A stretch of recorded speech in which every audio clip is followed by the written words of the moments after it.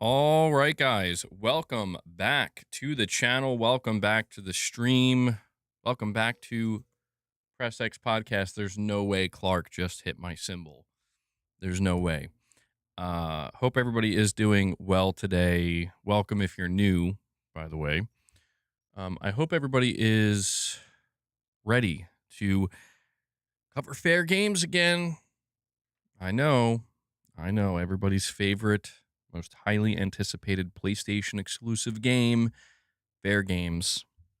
But we're also going to be talking about Venom. We got some stuff to talk about today, guys. Clark, dude. Okay. Sorry. He okay. He almost just did something very bad. Nope.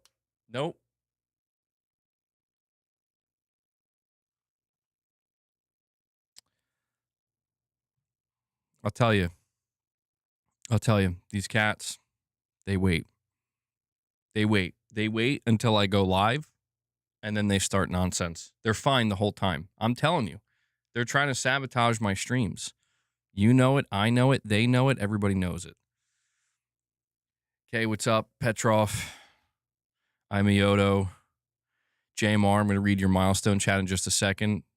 Mr. Werneth, Lady Gamer. Why did I say gamer? Why did I say it like that? Hope you guys are doing well today. Hellbound, what's up, bro? JMR, a member for 12 months. He says, 1 year member, Venom is actually real. Pragmata is great. Wolverine soon. Multiple gaming shows in the coming months. Many more. Gaming and MBG is peak. Well, thank you so much for that, JMR. Thank you. That's very kind of you. And yes, there's a lot going on, man. There's a lot happening right now. There's a lot coming very soon. Absolutely. And thank you for being a member for a year, JMR. I really appreciate that, man. I do. Changed the setup a little bit, as you guys probably have noticed. Potato, what's going on, man? Armani Coleman uses his milestone chat, a member for 5 months. He says, I can't wait for Soros. It says the character in the game is faster than Captain America. He's faster because I saw Soros gameplay. It's good in 3 days. Yeah. Yeah, I've been watching some gameplay too, man, and it's very, very fast-paced. It's very chaotic. I mean, I wonder how I'm going to take to it because I haven't played Returnal in a long time. So I got really good at Returnal. I became like a pro at Returnal. But then I stopped, you know? So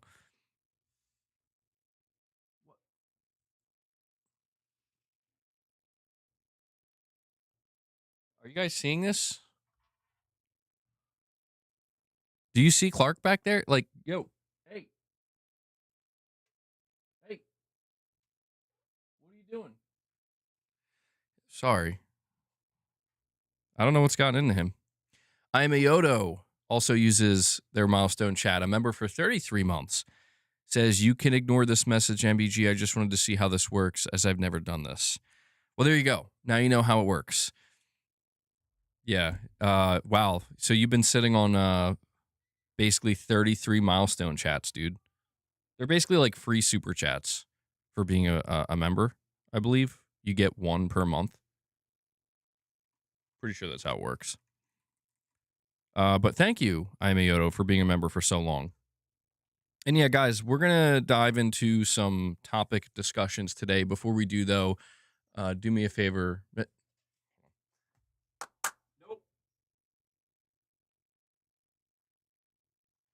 All right. Yeah, okay. I may have to move something around.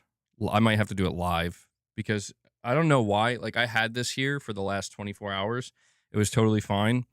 And now Clark is like being crazy and trying to destroy stuff. I don't know why he's doing this.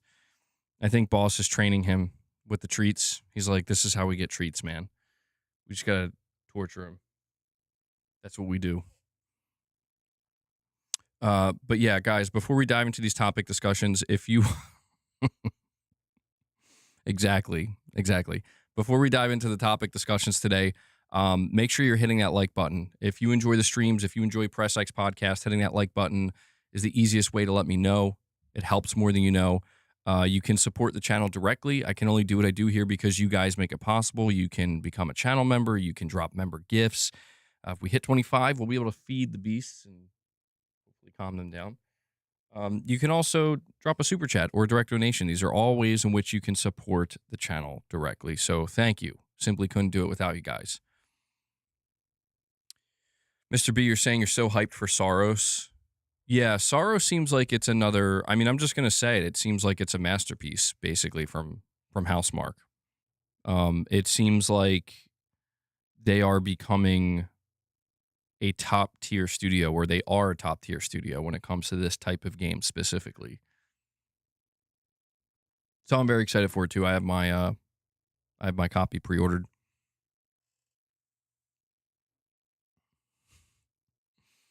Is that Clark in the back? Clark's the smaller one. Yeah, he's all over the place. Boss is just chilling. But we're going to be talking about an upcoming PlayStation exclusive game, one we've discussed in the past, but not so much recently, because there hasn't really been any information on it. But you guys may have noticed in the last 24 hours or so, there has been numerous reports of the Insomniac game getting canceled.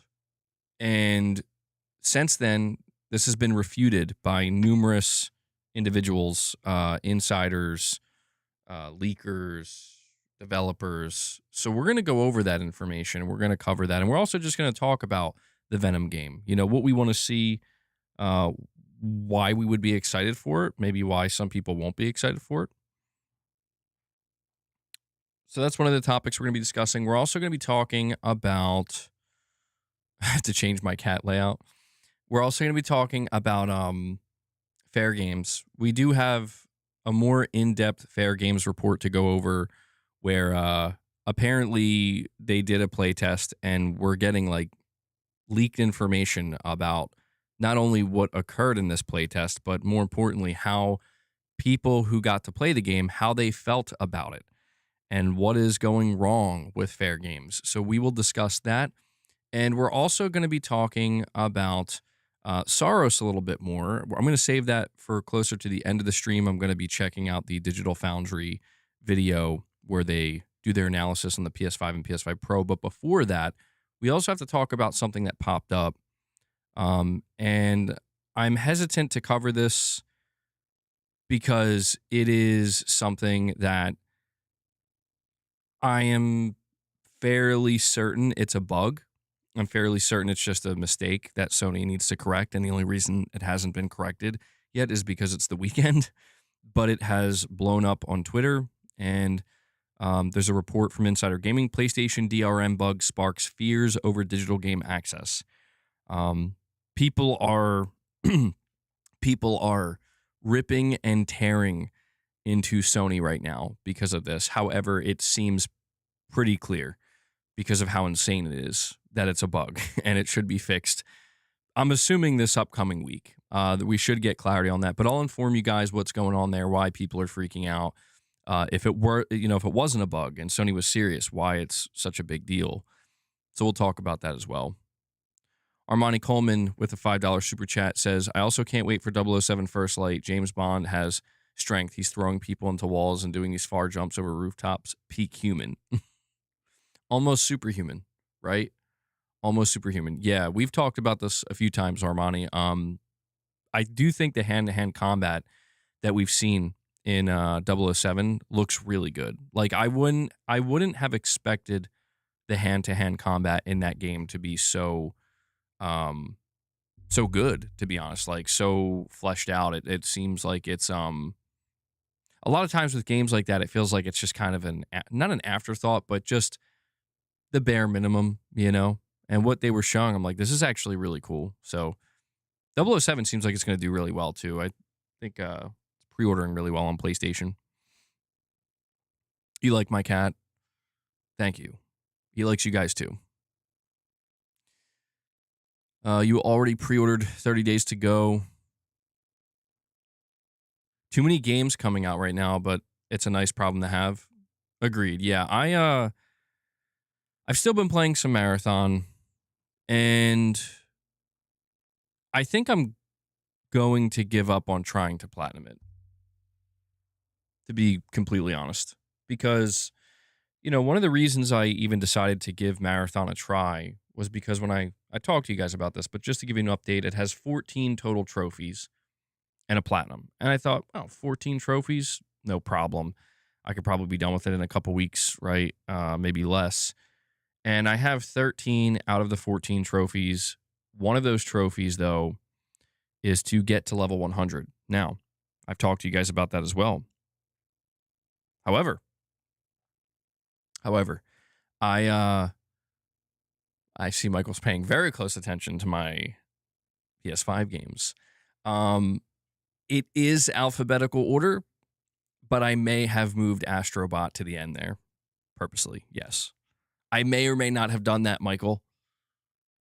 How could you notice? Thank you for noticing. Thank you, Michael. You know what's funny, dude? I was like wondering, like, who's gonna notice it? Somebody's gonna notice it. Of course it's you. Of course it's you, Michael. It's okay. It's okay. Who knows? Maybe there will be a new game there every week. We'll see.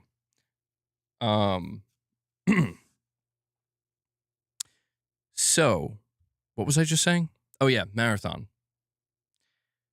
I've talked to you guys about how I want to get to level 100, and I wasn't really stressed out about it because the way the trophy reads, it makes it sound like it says you have to like reach 100 season levels. So you have to level up 100 times. And I assumed, and many other people assumed, that if you get to level 70, which takes a long time, I mean, you're talking probably like 70 to 75 hours of gameplay. If you get to level 70 and then the season ends, they wipe your level. You go back to 0. I assumed that if you leveled up 30 more times during that next... Wait, hold on. I'm going to continue this. You're saying you saw the original Twitter post that got community noted. Which Twitter post? Did one of mine get community noted? Now I'm going to go check. You might not be talking about mine. I'm not sure.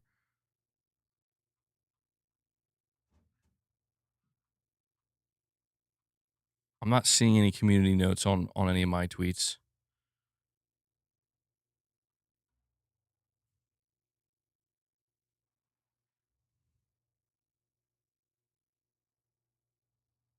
Oh, about the DRM post. Yeah, I don't know who originally posted about it. Or maybe it was Lance McDonald. Are you saying, was he the original one who posted it? Did he get community noted, perhaps? I'll look deeper into it when we cover it. I'm pretty sure it's not a big... I don't think this is something to get worked up over because it has to be a glitch or a bug or a mistake. Like, there's no conceivable way it's not. And it's so funny, dude. We'll get into that in just a second. But what I was just going to say, and Armani, I'm going to read your super chat. It turns out, apparently, Bungie confirmed that your levels don't roll over. So if you don't get to level 100 in a singular season, you don't get the trophy. Now, when I realize that, and I'm sitting here, I have 48 hours in Marathon, unfortunately. I have 48 hours in this game, and I'm level 45. And it takes so long to level up now, and it only increases every time I level up, where I have to do like 10 matches to level up one time.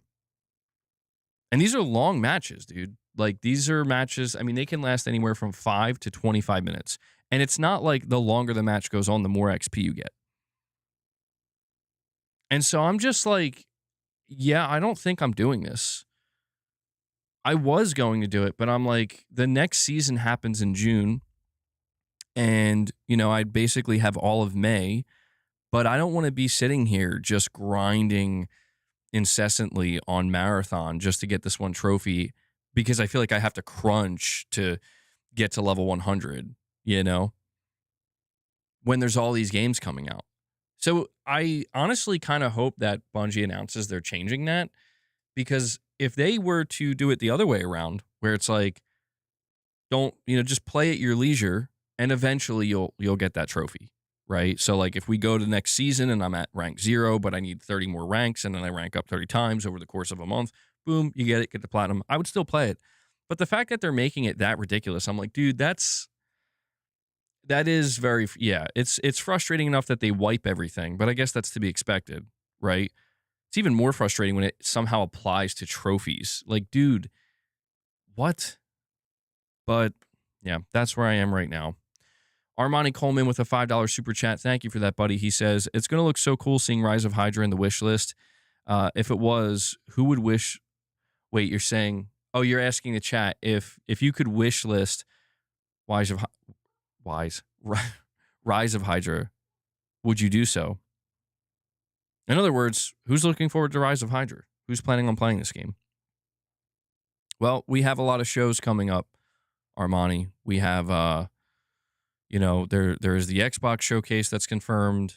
Summer Game Fest confirmed. Sony will be doing a state of play at some point, and then there might be a couple of other things in between. So if there's ever a time for us to see Rise of Hydra, it's this summer, the spring/summer. So don't give up hope yet. And I would assume the next time we see it, they will probably allow you to wish list it. It'd be weird if they didn't. Leveling isn't based on how many matches. It's based on contracts, kills, and how often you extract after doing stuff, kind of. Yeah, it's all over the place. I mean, even when a match goes well, everybody completes their contracts. We take out a few other runners. I'm like staggered by how little XP I get. Like I get like a couple hundred XP. And for reference, you have to get to like 1300 XP to level up one time. So it's like I'll play a match for like 20 minutes, 25 minutes, like almost damn near a half hour, get multiple kills, complete multiple contracts. And it's like, here's 350 XP. I'm like, are you kidding me? Like it starts to feel torturous where I'm like, dude, I can't do this type of grind like this for, another like 60 to 70 hours. I just don't have it in me. I say this now. You watch 1 month from now and be like, I did it. I finally did it. And I'm not proud of it. Anyway. Are you asking me what kind of stand is that? Yeah, so it's funny you should ask that, J. Mike. I don't know the name of this stand. I know the company Atlantic made it. I bought it like in 2017, years ago. They don't make it anymore, as far as I'm aware. I could be wrong about that, but I tried looking it up. I couldn't find it anywhere. When I bought it through Amazon, when I checked Amazon, it says it's no longer available.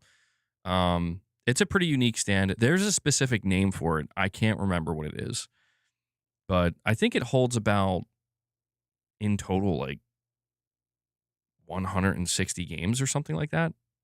160, 180. So I still got some time to fill it out. Not all my games are there too, but they will be eventually.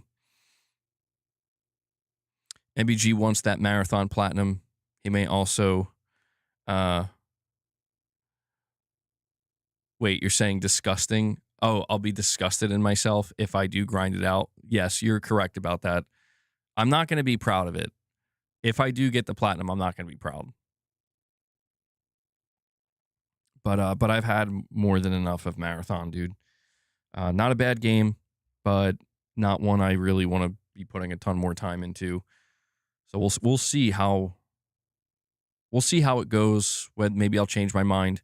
I will say though, like there are many games coming out, starting with Soros. There's Pragmata. I'm supposed to be playing Pragmata. There are other games coming out over the next couple of weeks. It's like I just don't think I have it in me to continue to push other games aside just to grind this multiplayer. Armani Coleman with another super chat. He's saying, we don't have to, but can we quickly watch the 007 Rules of Spycraft trailer? It's good, just so we can all see it. It's fun to watch. It's okay if not. It depends on how long it is. What's it called? The Rules of Spycraft?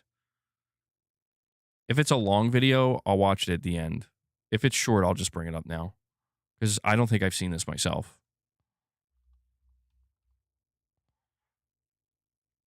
007 game. Let's see.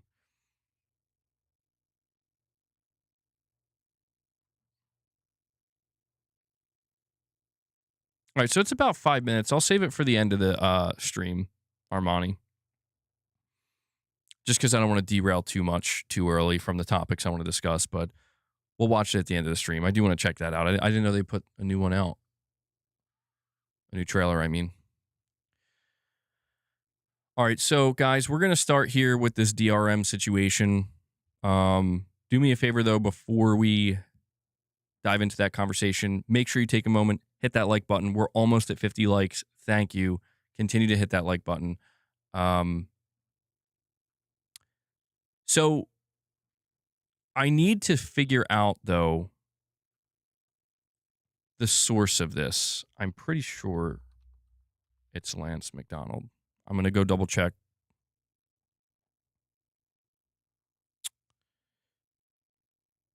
Okay, so I'm assuming Lance McDonald is the first person to report on this.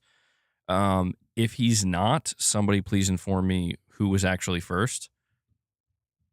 So he posted this on his Twitter, April 25th at 2:41 a.m. Hugely terrible DRM has now been rolled out to all PS4 and PS5 digital games. Every digital game you buy now requires an online check-in every 30 days. If you buy a digital game and do not connect your console to the internet for 30 days, your license will be removed. Somebody responded saying the license of the game will not be removed from your account. I agree it's stupid, but your information is wrong. Temporary block. If you do not connect your console to the internet for 30 days, your digital games may be locked. Keyword being maybe, showing a lock icon. How to fix, simply connect your console to the internet, log into your PlayStation account. This refreshes the license key, reactivating a game for another 30 days. Ownership. You do not lose ownership of the game. The license remains linked to your account permanently, but the ability to play offline requires periodic check-ins. Okay, so there's a lot that has happened with this situation since the time it was first reported on. There's an account on Twitter called Does It Play, and they're all about game preservation, anti-DRM, all that stuff, physical games.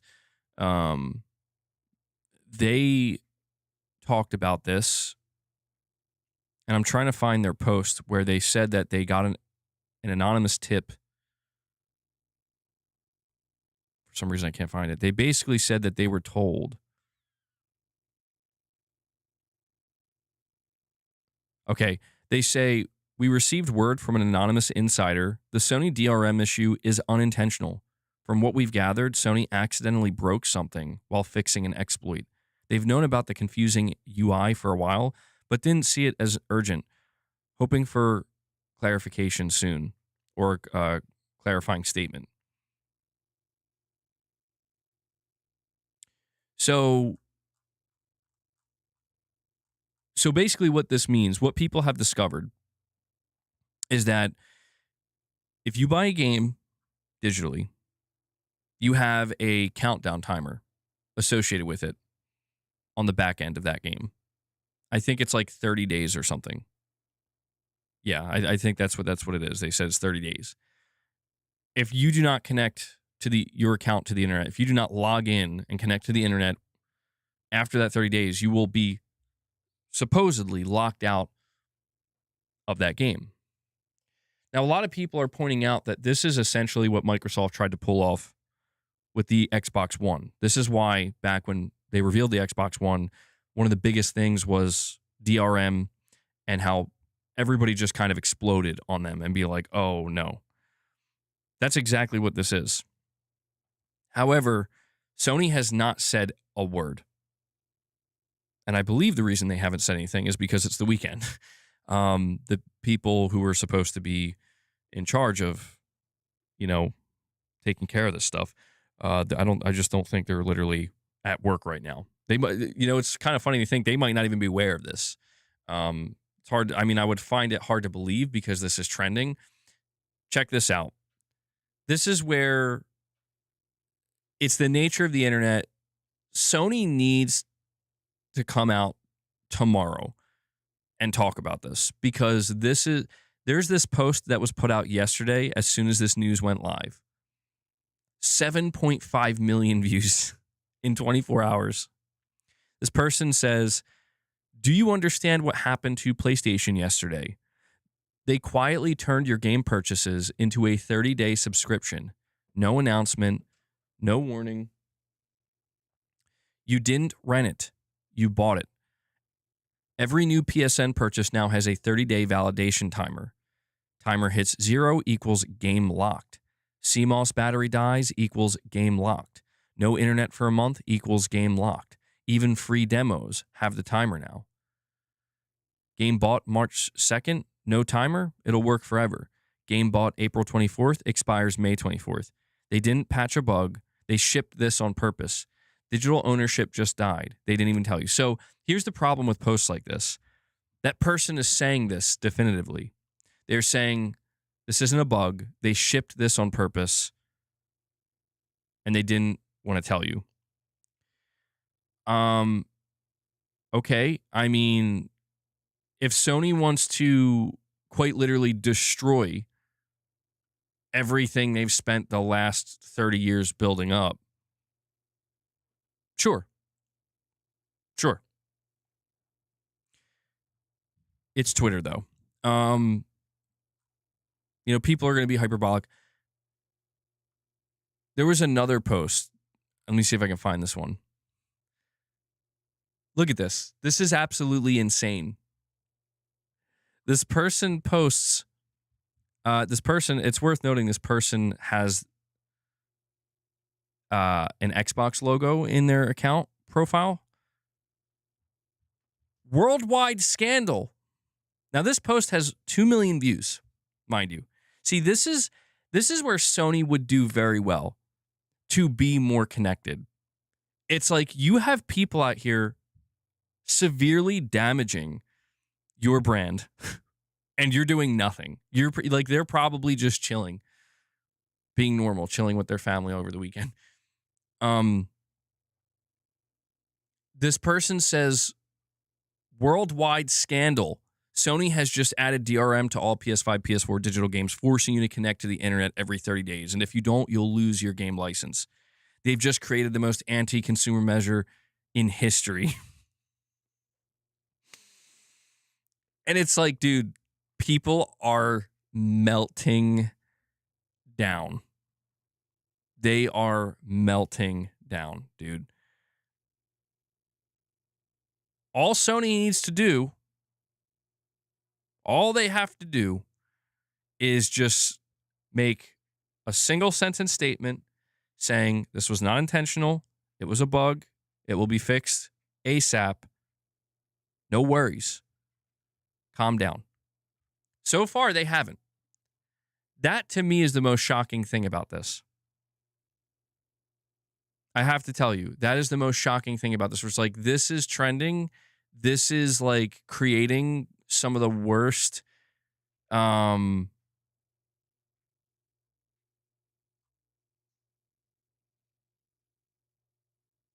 man.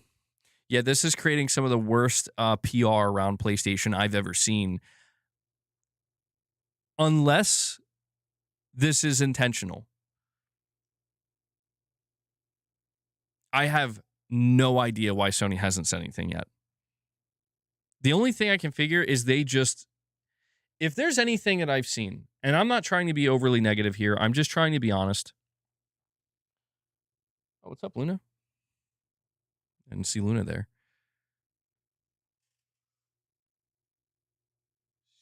Large and in charge.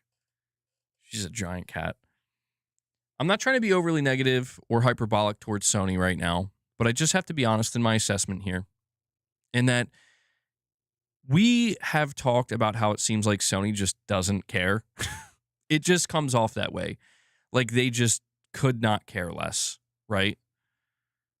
This doesn't help. Angry Whale Watcher comes in, drops a single member gift. Angry Whale Watcher, thank you so much for that, buddy. Thank you. Appreciate it. Wants to be the first one to get it started today. I'll add that to the goal because you saw Luna. You see Luna wants the treats. Boss, just because Luna's sitting there doesn't mean it's treat time. Okay. Nope. Nope. Nope. Don't do it. Don't do... Yeah, okay. He did it anyway. Cats. Can't be intentional without disclosure. Dealing with consumer laws and such. Yeah, I mean, that's the thing here is like, I think people are doing what they usually do, which is getting ahead of themselves and immediately assuming the absolute worst without anything actually being confirmed. And, you know, there's a lot of people who don't like Sony and they don't like PlayStation and they use this as an excuse to whatever. It's nothing new. But I just don't understand why Sony would let this fester, you know? I mean, I'm just saying that purely from... Boss, dude, you need to stop. I'm saying that purely from the standpoint of, you know, from like their marketing and PR sector, where it's like, dude, you should definitely just put out a statement. Either that or they're just looking at people and like, we're going to make them look stupid. Just give it another 24 hours. But I do want to make it clear that, you know, if it's like, would Sony do something like this? Could they do something like this? I'm going to tell you right now that in certain areas, that Sony can't do this. But even if they did try to do something like this, it's like, yeah, this is... I mean, I'll be honest, man, like, one of the only reasons, and this is extremely selfish.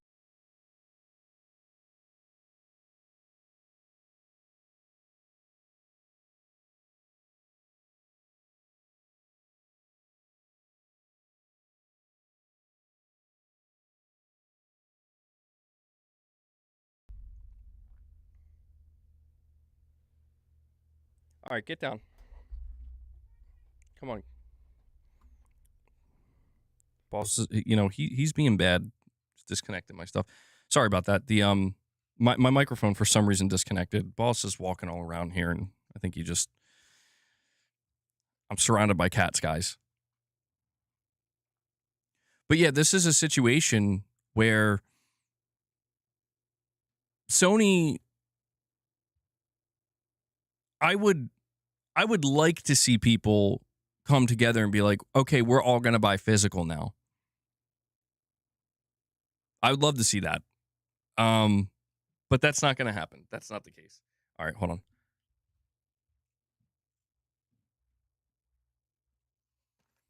I know we're supposed to hit 25 members to feed the beast, but I can't. I just can't do it.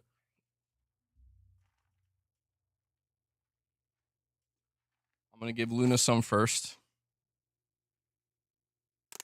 And I'll give Boss, because he is, my God, he is torturing me.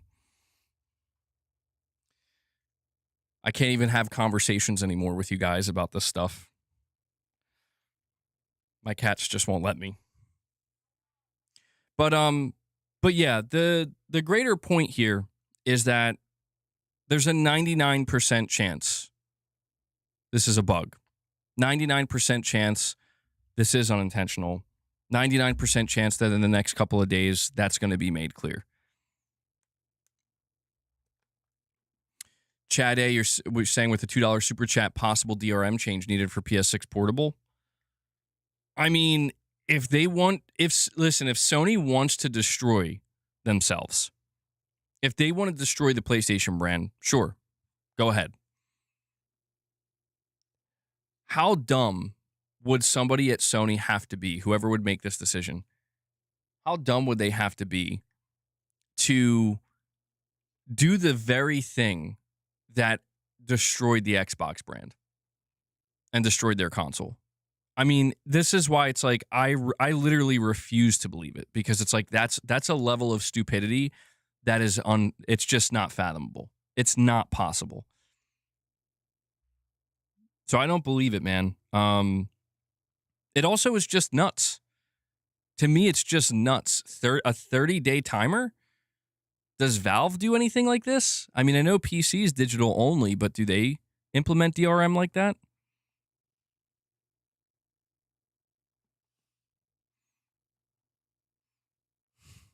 Boss, dude, can you stop? Oh my God. Leave me alone. You're doubling down on physical games now for sure. Can't blame you. That's what I'm doing.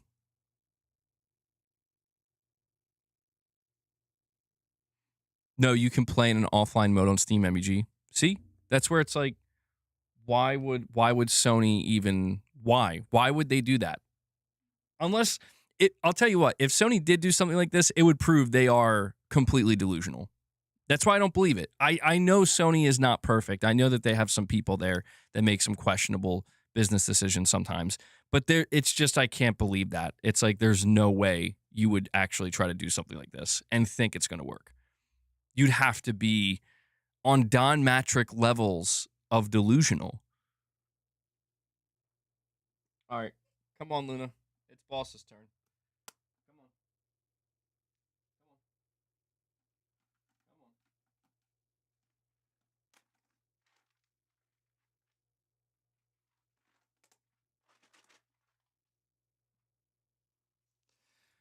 The Steelers, 4190 with a $5 super chat saying probably the same person who was in charge of the launch of the PS3.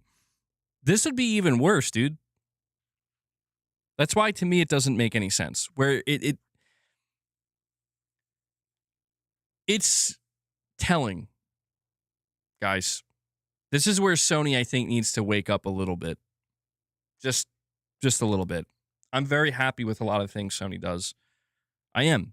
I'm very excited for a lot of the things they're doing. But I think Sony needs to wake up just a little bit in that, let's say this is completely just a mistake. It's a bug, it's unintentional, and they're going to try to fix it with a new update coming out soon. The fact that the moment people get a whiff of it, everybody immediately dogpiles, where they're like, yup. It's like everybody believes it. Nobody for a second even considers that it could be unintentional, right? That's where I think Sony needs to wake up a little bit and be like, dude, you are not on the good side. Like you have lost so much goodwill with the general consumer base that is that not just that is PlayStation, but just across the gaming space. You know, where, think about it. This is the company that wrecked Microsoft with a 10-second video being like, here's how you share your games on PS4. And we're handing a physical disc of Killzone to the other person. And that just was like a straight up drop kick to Microsoft, right? And it's been about, 10, 11 years, maybe a little bit more than that since that happened. The fact that people just automatically assume that, oh yeah, they're doing this. It just goes to show, like, Sony has to, and I've been saying this for a long time. I'm not saying they have to fluff it up. They don't have to BS.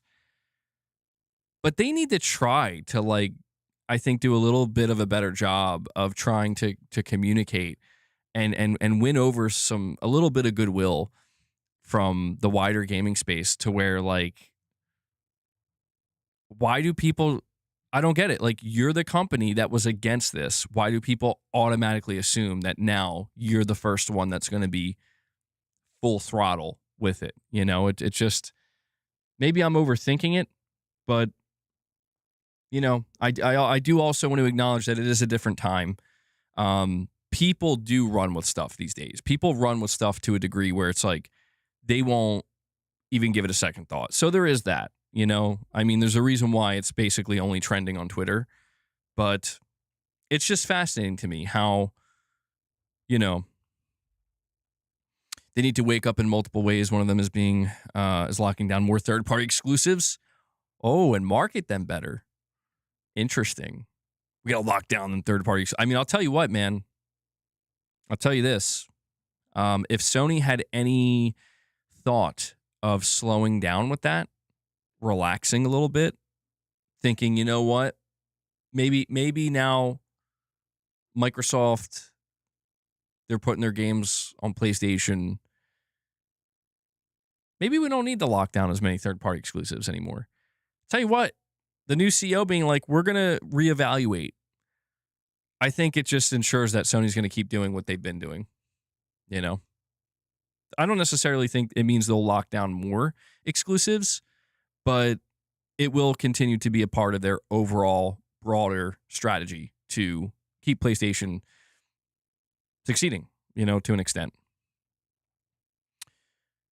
But yeah, I did have to talk about this. I forgot to cover it in my video that I put out earlier, but we are definitely making sure to cover it here because I think people, again, are getting a little bit out of hand. I think people are getting a little bit crazy. Okay, hold on. Boss, dude, I don't know what's gotten in you, but you can't do that.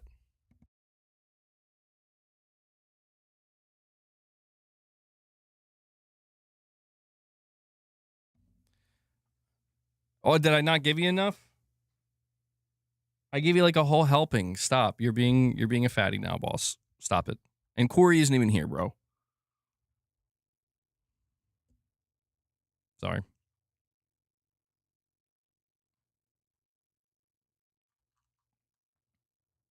Let me see if there's any update to this, though. Hold on.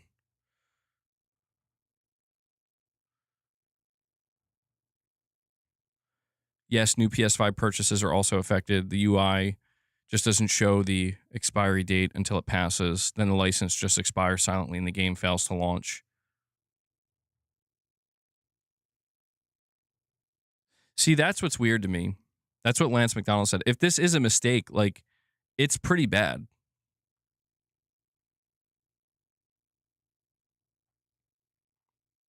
This is why it's weird to me. It is weird that it's like, why didn't they fix it yet? They should be all over this.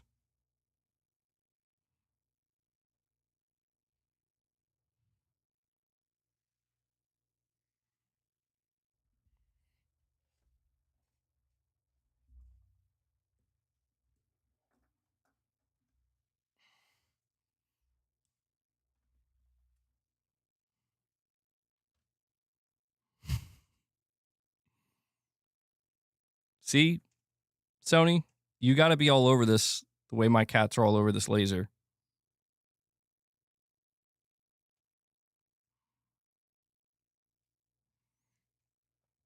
Well, right now, we're kind of in limbo with it. You think they did it on purpose? But the thing about that, though, Kazjam, like, I understand from a business point of view why any company would want to do this. It's why Microsoft wanted to do it back in 2013. I get it.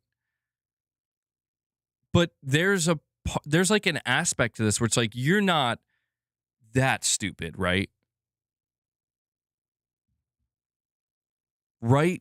Like, you're not that stupid. I just refuse to believe it because that is straight up, like, don't get me wrong. I know that Sony's made some not great decisions this generation, but that to me is like, are you guys,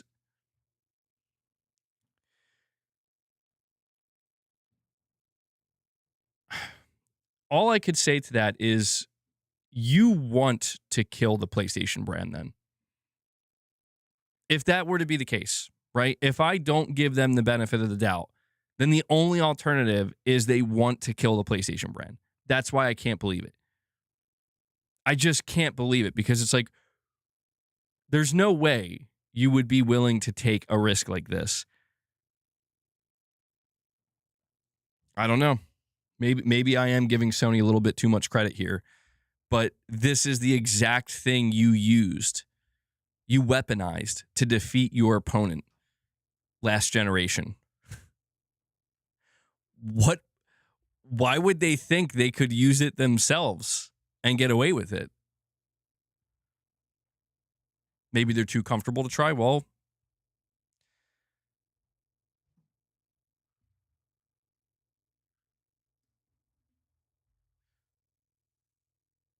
Sony surely wants to destroy the brand if it's true. Well, let's think of the alternative for a moment. Let's think of the alternative for just a moment, okay? Let's play devil's advocate here, and let's say this was intentional, and this is something they're planning to announce. It's going to be part of their new plan going into, it's in preparation for next generation. What are the chances that they do it and it's fine? Serious question.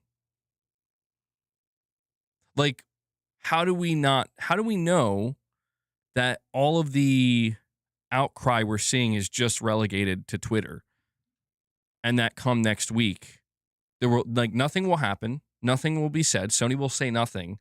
Come next week, everybody's focused on a different problem. Everybody's talking about something else, and this just passes like a fart in the wind. I'm just pointing this out because this is where, if there's one thing that is worth keeping in mind, is it is 2026. It's not 2013 anymore. So I feel like something like what Microsoft was trying to do in 2013, the backlash was felt. I mean, you couldn't go anywhere. You couldn't mention the Xbox brand without a flood of just people bringing up the Xbox One reveal and the DRM. You know? And so much has changed in that time, especially with digital media. I don't know. I mean, when I look at it from that, and it does make me a little bit nervous that, oh my God, maybe they do think this is just something they can do. And then I think about it a little bit further, and I'm like, wait a second. What would happen if... It's like, what happens if Sony comes out and it's like, yeah, no, that's a thing now? I mean, do I go... I'll tell you what I do. You know what I do? I literally take my physical games and I just put them right here every time I stream. And I will multiple times throughout every stream remind people, buy physical video games until Sony doesn't let you, then leave PlayStation. That's what I would do. I mean, that's because that's why I'm saying, like, here's something else I want to talk about this. The reason why this makes me nervous, like, and I just refuse to believe it, because if this is real, if this is intentional, and it's part of Sony's big plan going into next generation, it means that there's a good chance I'm not going to be part of it. Because what it means is that they're not planning on doing physical next gen. It means they're getting ready to announce that they're going digital only, and they're going to lock it down. And that's where I'm like, I'm good. If that's like one of the... I talked about this before. There's not many things Sony could do. There's very few things Sony could do to actually push me away aggressively to where it's like, I'm actually leaving now. I will go to Steam now. I do not want to go to Steam. I don't want to game on PC. I'm going to buy Helix now. Whatever it might be. There's very few things Sony could do. Sony killing physical and locking digital down with aggressive DRM like that would be such a slap, like a backhand to the PlayStation community and me, you know, where it's like, I'm out.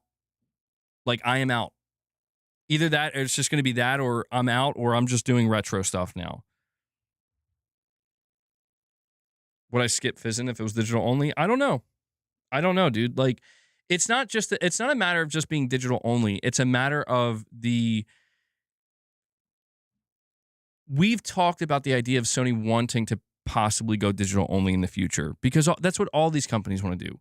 But the problem with this, and why Sony needs to come out and say something about this, is because this is like quite literally the most egregious form of DRM. It's like laughable. That's what I'm trying to say. It's like, this is unbelievable. It is unbelievable. So that's why I'm like, the only other alternative is that they are actually lunatics, where they're like, no, we are doing this and you will accept it. And that's where it's like, okay, I'm out. Like, that's too much. That's too much. Like, I get you want to push people towards digital. I understand that. It benefits you when people buy games digitally. I understand that. You're going to have a PlayStation handheld that is going to encourage people to buy digital games so they can access those games portably. I understand that. But when you basically are you're planning on locking down your digital games this aggressively, it straight up makes, listen, if Sony does this, I'll level with the situation. If Sony comes out and says, yes, this DRM is real, and they come out and confirm, but we are supporting physical games, like full physical game, not like, it's just going to be a key check-in, like a key disc or whatever. It's like real physical games with the game on the disc. We're going to continue to support that for the PS5 generation and the PlayStation 6 generation. I would be able to look at that and be like, okay, well, then the DRM is a non-issue for me because I'm not buying my games digitally. In other words, if Sony says there's an alternative option, fine. Still not great, but fine. At least I have an option. But that's the thing. If they're planning on getting this aggressive with digital DRM, then there's no chance that they're going to do that. And that's the reality of it. And that's why I'm saying, like, this has to be a bug. It has to be a mistake. Kaz Jam with a $5 super chat. You're saying a lot of people are fine with not owning anything nowadays. That's true. That is true. But it would just be so shocking to me where it's like, Sony, if I go on, I talked about this before too. If I go on Amazon right now and I type in PS5 games, there's like physical games with the games on the disc. Almost all of the games have the game on the disc. There are a few that don't, but the vast majority do. There's physical games for stuff I've never even heard of. So it would be truly shocking and devastating if it's like a rug pull moment where Sony's like, no, we're done with this. That's one of the biggest things I still hold on to,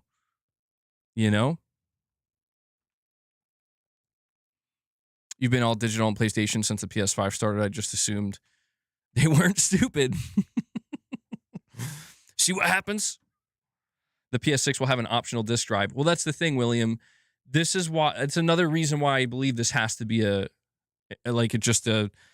major critical error that, I don't know, they're just now becoming aware of, or they were going to try to do something about it later on, because every report we've gotten about the PlayStation 6 tells us there will be a disc drive version of the PS6 you can buy. So the only other thing here is, unless Sony goes the direction of like fake physical games, where it's like, yeah, you could buy a physical copy of Venom for PS6, but there's nothing actually on the disc. It's just a key, kind of like what we see with Switch 2, which that's not good either. To zoom out as far as we can here, I just want to make it clear, like, what's the big deal? The big deal is that you don't want to give up this level of consumer right willingly. But unfortunately, yeah, it is true what Kaz Jam just said. There are so many people that are like, dude, I don't care at all. That's the thing, especially the youth of today. They don't care. They don't even know what ownership is. How can they be upset about something that they don't even know about existing being taken away? What you don't know can't hurt you, right? El Unico, you're saying even with the game on disc, Sony could lock your drive. Ooh. I mean, I really hope Sony isn't doing this, dude, because if they are, it's like, you are the villain. And I don't want to believe you're just like pure. Don't get me wrong. All corporations are villainous to an extent, but it's like, oh no, you are you've become the villain. Like, you are Microsoft in 2013 now.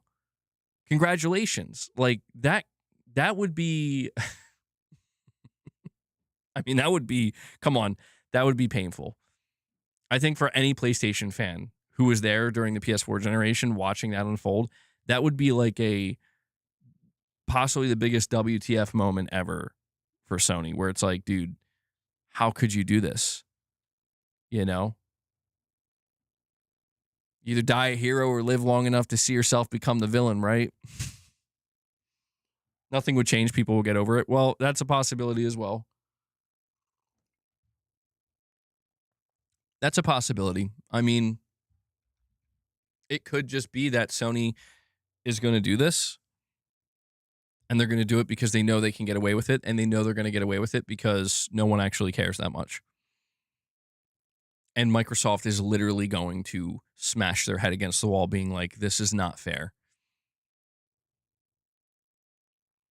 The DRM thing was false. Do we have clarification of that officially yet, William? I mean, the closest thing I got to, it's not official, but the closest thing we got to clarification that it is a bug and it's something that Sony is going to fix is, does it play? The account, does it play? They said that they were told, they got an anonymous tip that apparently, yeah, this is something that is a mistake and Sony is planning on fixing it. But like, the thing that they said is that it wasn't a big deal. Like, or like, the thing is, Sony wasn't immediately fixing it because it's not a big deal. Like, no one was talking about it. But I don't know. Something about it sounds a little fishy where it's like, dude, there's a ticking time bomb on all these games. What do you mean? You know what I mean? Like, something there doesn't add up to me where it's like you're aware that there's a ticking time bomb on the games. Surely that's like priority number one. Fix that immediately before anybody, ideally fix it before anybody even knows. Now everybody knows. And they're still being silent. Strange. They will claim it's a mistake if the rage isn't giant enough. And it will be. Or you mean if the rage, sorry, I read that wrong. If the rage is giant enough. I hate that, dude. Like, that to me does depress me a little bit.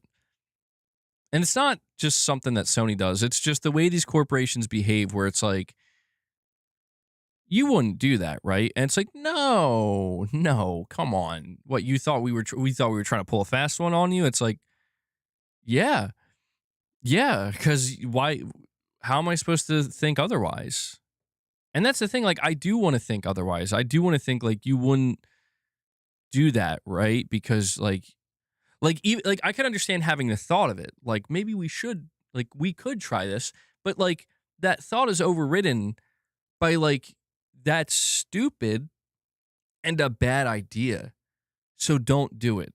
It's going to harm your relationship with your fans and your customers. So don't do it. Right? Like, that's where it becomes a little bit depressing to think that if it were to be something intentional, that thought is overridden by pure greed and control. And that is a problem where it's like, I get it. You're a business, you're a corporation. And this applies to Microsoft. This applies to Nintendo. This applies to them all. I understand you need to grow, but it's like I've always said, there's a good way to grow and there's a bad way to grow. And doing stuff like this, you know, but even as I'm sitting here getting ready to say this, we have to ask this question. Here's another question we have to ask. Is it just a matter of time? Is this an inevitability? Because there were many people back in 2013 when Microsoft tried to do this with the Xbox One. There were many people who came out and they were like, you can be as upset as you want about this now. You can push this as far back as you want. This is going to happen. And it's not just going to be Microsoft. It's going to be everybody. This is the future. And I do think about that where I'm like, yeah, I mean, it sounds a little bit defeatist, but it's, I guess I guess what I'm trying to say is like, if newer generations of gamers and younger generations, this isn't even a conversation they're having, you know? Then it really starts to become clear that no, this is the future. And it's because everybody's actually going to be okay with it. You just might not be part of everybody, you know? And that's where it's like, oh, wait a second, hold on. William, you're saying basically it has to do with your PS Plus games that you are quote unquote entitled to, but that you don't own. Now, if your CMOS battery dies, yeah, you can't play, but then your whole system won't work right anyway. I thought they fixed that problem with the CMOS battery. Perfect Image, you're saying they aren't going to stop making games and movie discs anytime soon because collectors and gamers are still a massive market. However, you will see fewer cheap movies at a big box retailer. Yeah, and I've always been kind of pushing for that too, Perfect Image, where it's like, I don't see a problem in offering options and letting this happen on its own. Here's what I'll say. I know that Sony wants, this is going to happen at some point. I will say that. Like, it's not, I'm not naive enough to think this won't happen eventually. And what I'm talking about is like, everything is going to be digital only at some point in the future, and it'll all be, it'll be full-blown DRM, everywhere. Like, this is going to be a thing. But my whole thing about it is like, these companies, if they're wise, will just let it happen naturally. They won't force it. That was the big mistake that Microsoft made, is it's like, yeah, you guys may be able to see the future because you understand this is where it ends. This is where it's going anyway. But that doesn't, just because you come out here and say this is the future, so we're just doing it now, that doesn't mean people are going to accept it and be okay with it. And that's why I feel like there's no way Sony could actually be doing this right now, because they do still have a massive market of people buying physical video games, bigger than anybody else. They probably sell the most physical video games. Like, I mean, in terms of like actually producing discs with the full game on them, there's still, they have Blu-ray factories and stuff, right? Like, it feels like one of these things where that market is going to die out on its own in time. I hate to say that. I say that as somebody who cares about that market, but it's just like, it is truly an inevitability that new, like, generations, and even if it's like 20 years from now, where it's like the next generation of gamer. But at some point, it's like, yes, they're not even going to know what a physical game is. And so you won't have to worry about any of this. We've seen this play out with music more than anything. Although in music, I will say it is kind of different that vinyl's still pretty popular. So I don't know if it would play out the exact same way, where it's like there's still physical games you can buy on the disc no matter what. It could be that 99.99% of people are totally fine signing away their consumer rights in favor of convenience, just like we see right now with movies and music and TV. But for that, like, less than 1% that still care, there's still an option there for you. That would be good, I guess, where it's like, as long as the option exists. I just think that sometimes these companies in gaming, they really sometimes just don't hide the fact that, like, no, we want to kill it. We want the option erased and gone forever, permanently. And that bothers me, because it's like, what? Why? And I'm not saying that's what Sony's doing here. I'm just saying the thought of, if this is intentional, it does come off that way. It does read that way. You're fine with all digital, but not on these terms. Valve doesn't do any of that stuff. Well, see, that's another reason it doesn't make sense to me, Titus, is like, I know Sony doesn't view Valve as their direct competitor, but it's like, they're still a video game company and a video game platform, and they're growing and they're rising year over year. So even if Sony doesn't see them as like somebody who's about to knock them off their high horse, it's like, doing something like this knowing they're not doing it is like, what are you doing? For what? Why would you do that? If, again, when we look at when Microsoft did it, they shot themselves in the foot. And that's why people were so confused, because they're like, why would you shoot yourself in the foot like that? It's so obvious that that's what you were setting yourself up to do. How did you not see that? And even though so much time has passed, this isn't that much different, where it's like you still have a major competitor here where they are all digital. They don't even offer anything physical. But yeah, part of the deal there is like, the DRM is not like they're not locking your games down, as far as I'm aware, And so it's like, for Sony to do that, unless, and this is where I'll say, again, I'm trying to just consider both options here. Maybe there is a possibility here that Sony is going to take that stance of like, we will give you the option. Like, you can't point the gun at us because we're going to give you the option. We're not pointing the gun at you, and you can't point it at us. We're going to continue, like, we will continue to produce physical games, but Sony will do this knowing it's shrinking. Sony will do this knowing more and more people are choosing digital, and more people are just not caring. And so it's like, for those who do care, like, if you're the person getting angry at this, because you know how many millions and millions and millions of people don't know about this right now and don't give a shit? Like, they will never give a shit. Like, because it's like, I'm always connected to the internet. That's not a problem. They won't even know this is a thing. The truth is, like, that's the majority of people. So if it turns out that, like, no, this is our plan, but if you do care, if you are aware and you do care, you don't have to partake. I do think Sony might just be crazy enough to actually try to pull that off, and I don't know if that would work. Because that is different from Valve to an extent, right? Where it's like, if the whole thing with Steam and Valve is like, it's digital only, there are no physical games, but because of that, there's no DRM. Okay, it's like a trade-off, right? The trade-off here might be the opposite of like, no, there's heavy DRM, like insane DRM, but you don't have to buy digital. You can buy physical. It feels like that could maybe be an angle they're going with, but again, it's just like, it just feels like this is bringing a lot of unnecessary negative attention to their digital efforts. William, you're saying PS6 Gen will have the all-in-one streaming app, which you won't be able to use without the internet. I don't think PS6 will need DRM because, unlike PC, it's a closed system, but eventually everything will be streaming. Long term, yeah. Down the line, yeah.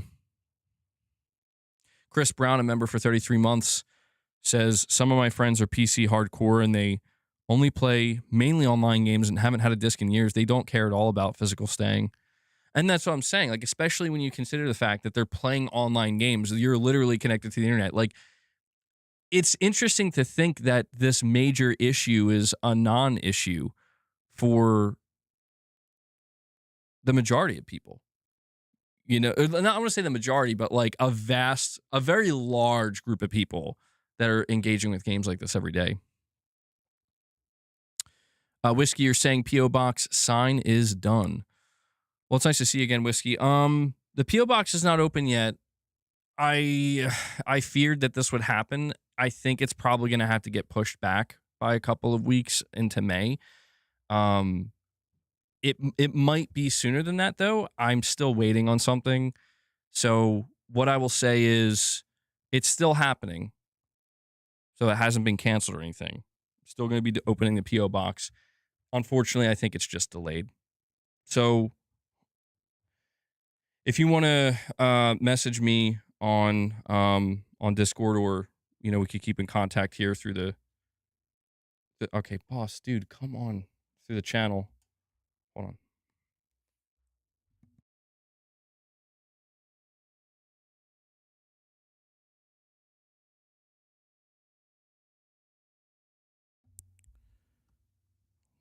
Sorry, boss. God, I don't know why boss is being this annoying today, dude. Like, he just literally walks in front of my monitor and then just stands there. And it's just like, I can't see literally anything. I don't know why he's doing that.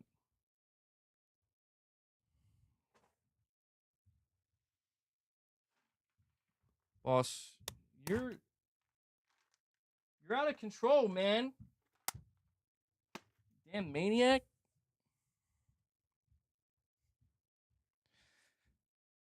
All right, you're gonna check back next Sunday. All right, yeah, that works. You can just come back each Sunday, and I'll let you know when it's good to go. It was a non-issue when Xbox did it, but people hated Microsoft back then. I mean,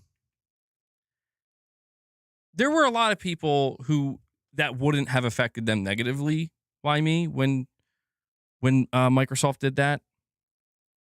But like at the same time, there were still so many people buying physical games, even if it was just occasionally.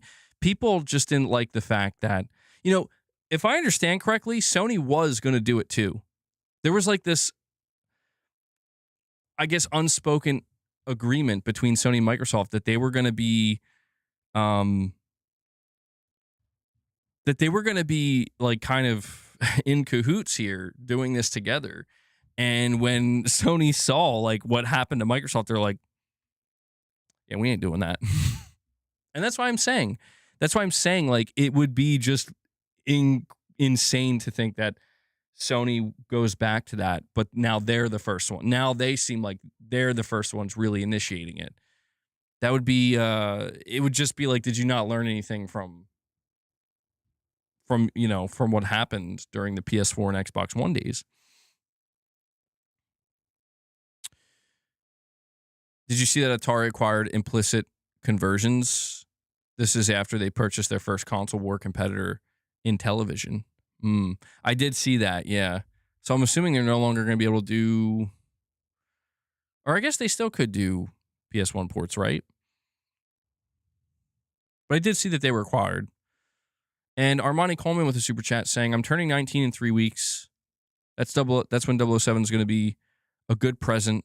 And Legacy Batman Dark Knight, the Lego Batman game. Yeah, the Lego, what's interesting? The Lego Batman game and 007 are launching like right next to each other.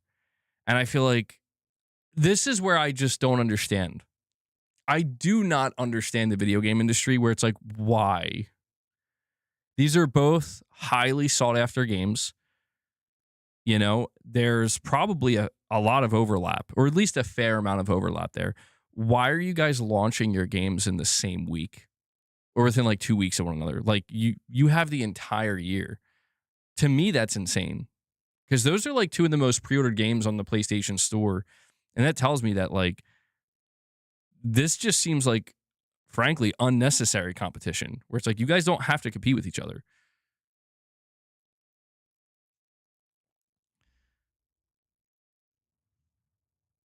But doesn't that show that Sony cares to a certain extent? They delayed shutting down PSN on PS3 for the same backlash. Well, that's the thing, man. People don't seem to understand that Sony has gone back on many things. Oh, it's not that they don't understand, but they forget and they like, I don't know, they just don't care. Hold on. Boss, dude, you can't be up here like that. I don't know why you're doing that. You have like 4 cat trees, bro. What are you doing? Boss is he's on something today. And this is where I guess we're going to move on to the next topic here in a moment. But before we do, I guess I just want to close out this particular topic by saying we don't know for sure what's actually going on here. We don't know if this was intentional. We don't know if this is a complete mistake and misunderstanding and Sony had no intention of any of this happening. We were not going to know until Sony officially acknowledges it and puts out a statement. But my assumption is we will find out this upcoming week, and I'm hoping for the best outcome here. The best outcome to me would be just that. It was a mistake. We were working on a fix that was going to be released this week, and we were just hoping nobody would really notice. And to be fair, like apparently this has been there for a little bit and nobody did notice. We just recently discovered it. So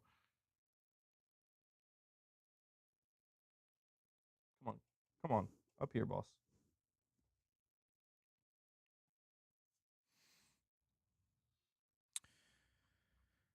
With implicit conversions being purchased by Atari, the winner of the first console war will become the most important classic third-party partner to PlayStation. Fascinating. It's interesting how that works, isn't it?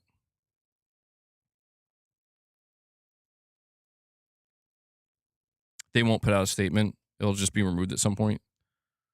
Yeah, you're right about that. They could just take the really low key approach where it's like,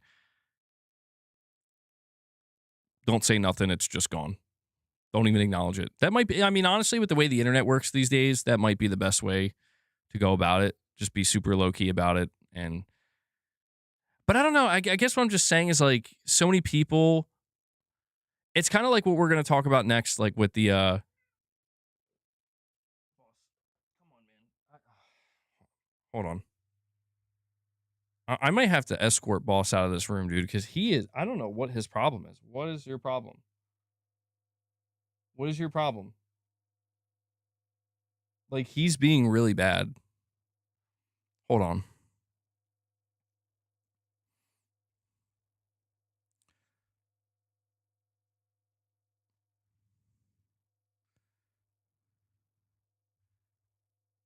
Oh, yeah, guys, make sure you're hitting that like button. I'd really appreciate it. We're going to talk about the Venom situation next because a lot of confusion going on. All right, hold on. I'll be right back.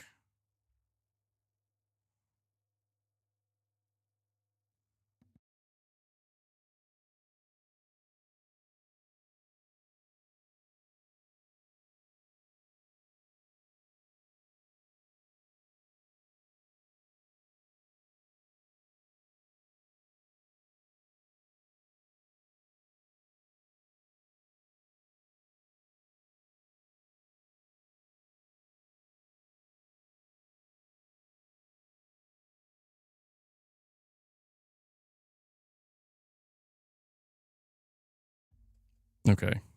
Sorry about that. I had to escort him out, dude. I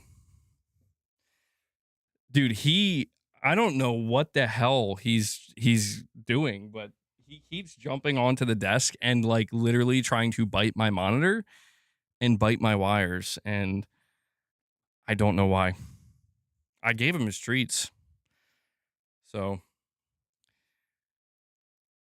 but yeah, at what point, is he just going to like stick his fang right through my monitor screen?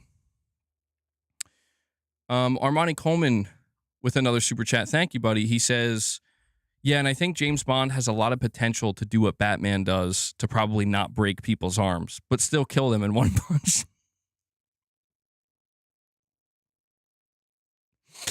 That might be my favorite super chat in a while, dude. He's got the skill. He has the necessary skill to not break their arms, but kill them in one punch. It's so funny because you make it sound like just killing them in one punch is better than just breaking their arms. I don't want to break your arms, bro. So I'm just gonna kill you in one punch. Is that cool? Is that cool? We're gonna be killing people with one punch as a Lego Batman. Good times. Good times.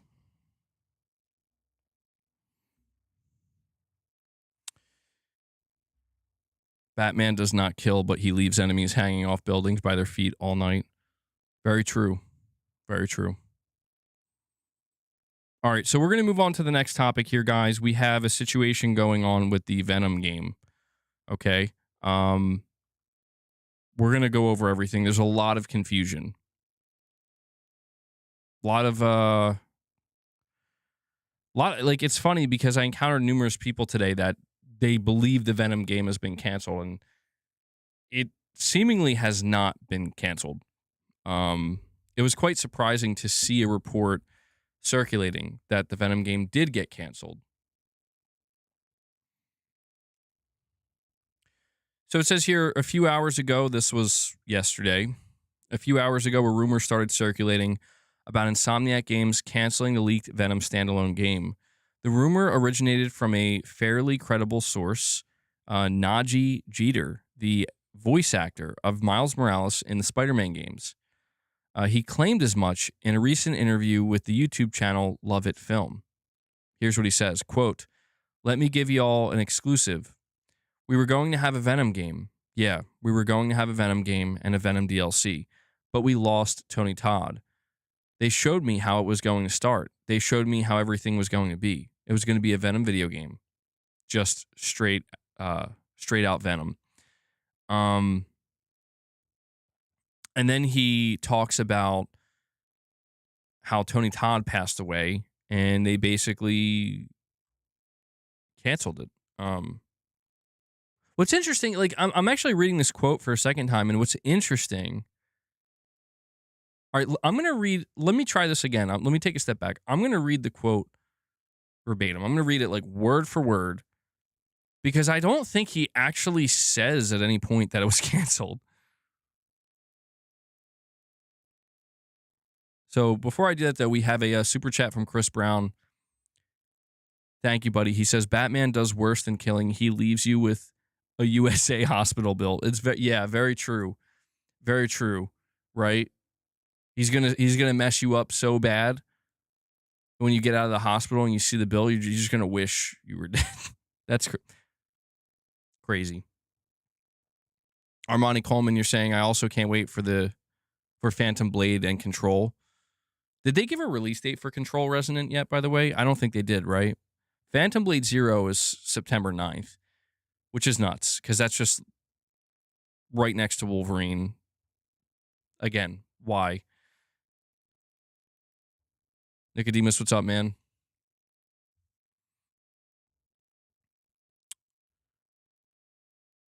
Maybe it won't be a full-on Venom game.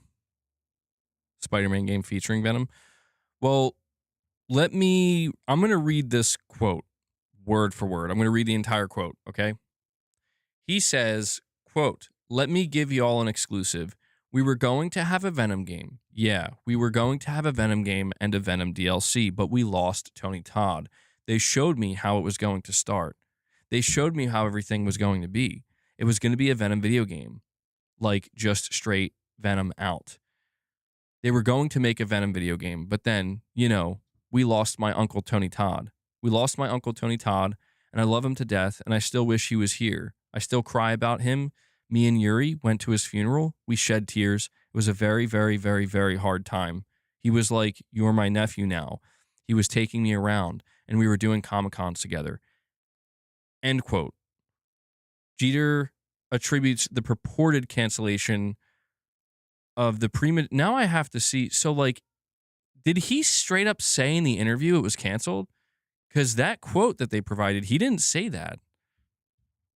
And Hanzo, a member for 23 months, says, just want to say to everyone, many blessings and wishing all is mighty healthy to you and yours, many prosperous years ahead, and may it be fruitful. Soros. Well, thank you for that, Hanzo. Thank you for being a member for 23 months, and thank you for the kind words, man. Definitely appreciate it, bro. Same to you. Let me see if I can actually find the video. Hold on.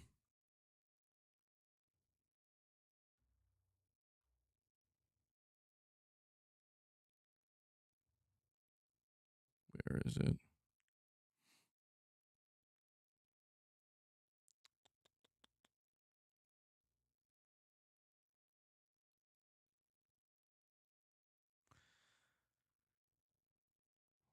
Hold on.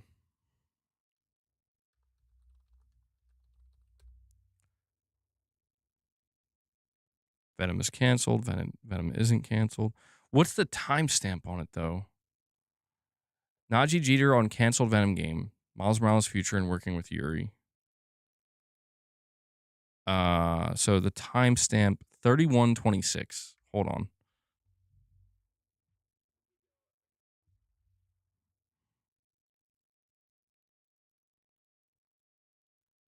All right, I'm gonna have this come through so we can hear.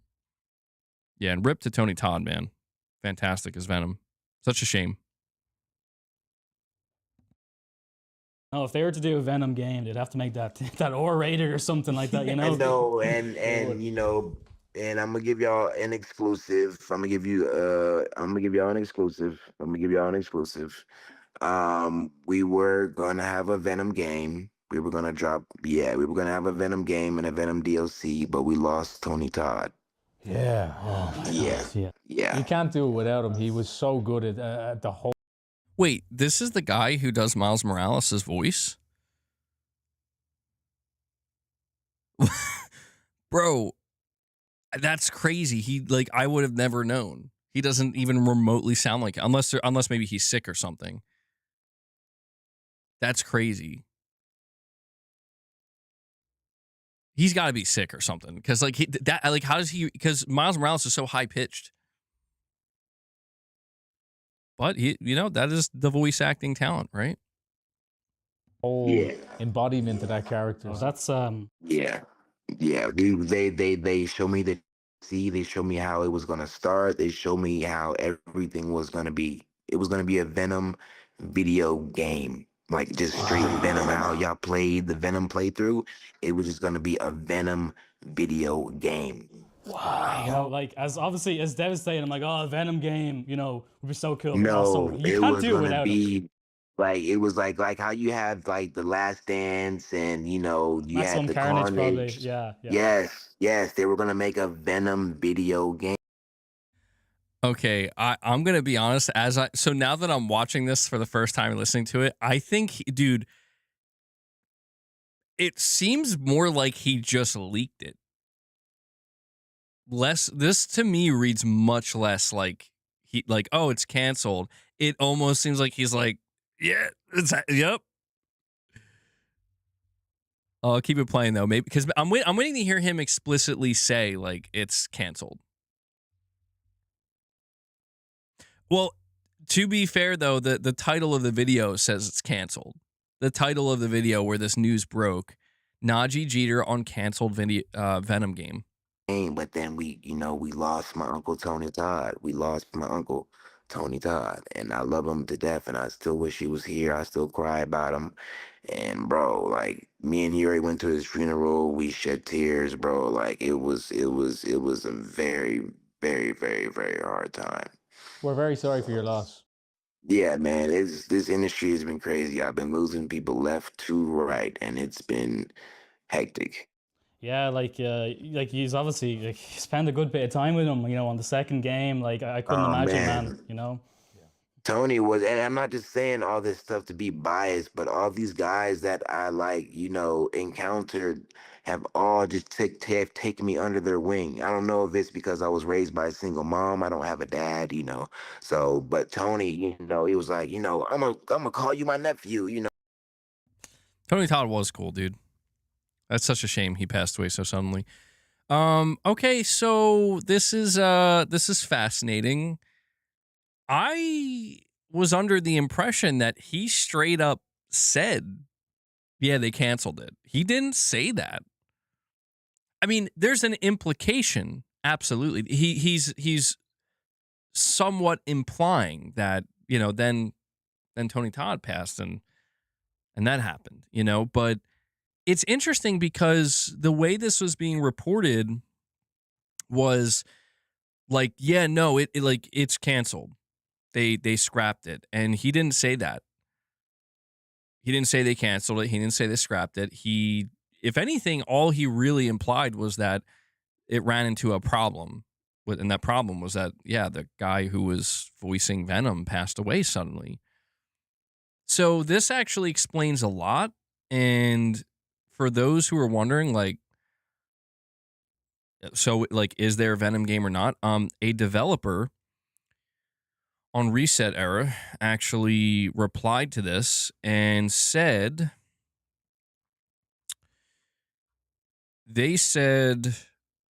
quote, unless it was canceled in the past 2 or so weeks, this runs contradictory to what was being discussed at GDC 2026. So this Venom game was actually being talked about at GDC behind closed doors, like secretly. Jason Schreier also responded to this saying that's not true. Not what that Miles Morales actor is saying. Jason Schreier saying it's not true that the game was canceled. So I think what we're looking at here simply is I think there has been a Venom game in development for quite a few years now. If you go back to the ransomware Insomniac hack, their timeline said they were planning on having Venom out in 2025 potentially. So they've been working on it, I'm assuming, for a little while. But then there's this idea that maybe that version of what Venom was supposed to be did get canceled, where the Venom game itself didn't get canceled, but that version with Tony Todd and what they were thinking, you know, I could imagine something like that happening. Probably derails the game quite a bit. Plus, there's also Wolverine, and they probably had to move most of their development team to finish Wolverine. So basically, where we stand, guys, is Venom is real. Venom is in development. Whether or not it's going to be ready to go in like a year remains to be seen. But I do want to remind people, and I have to give a shout out.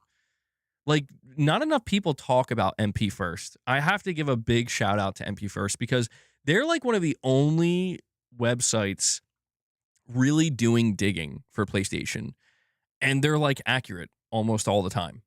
Like, they put out really good info. Back in September of 2025, they put out a report.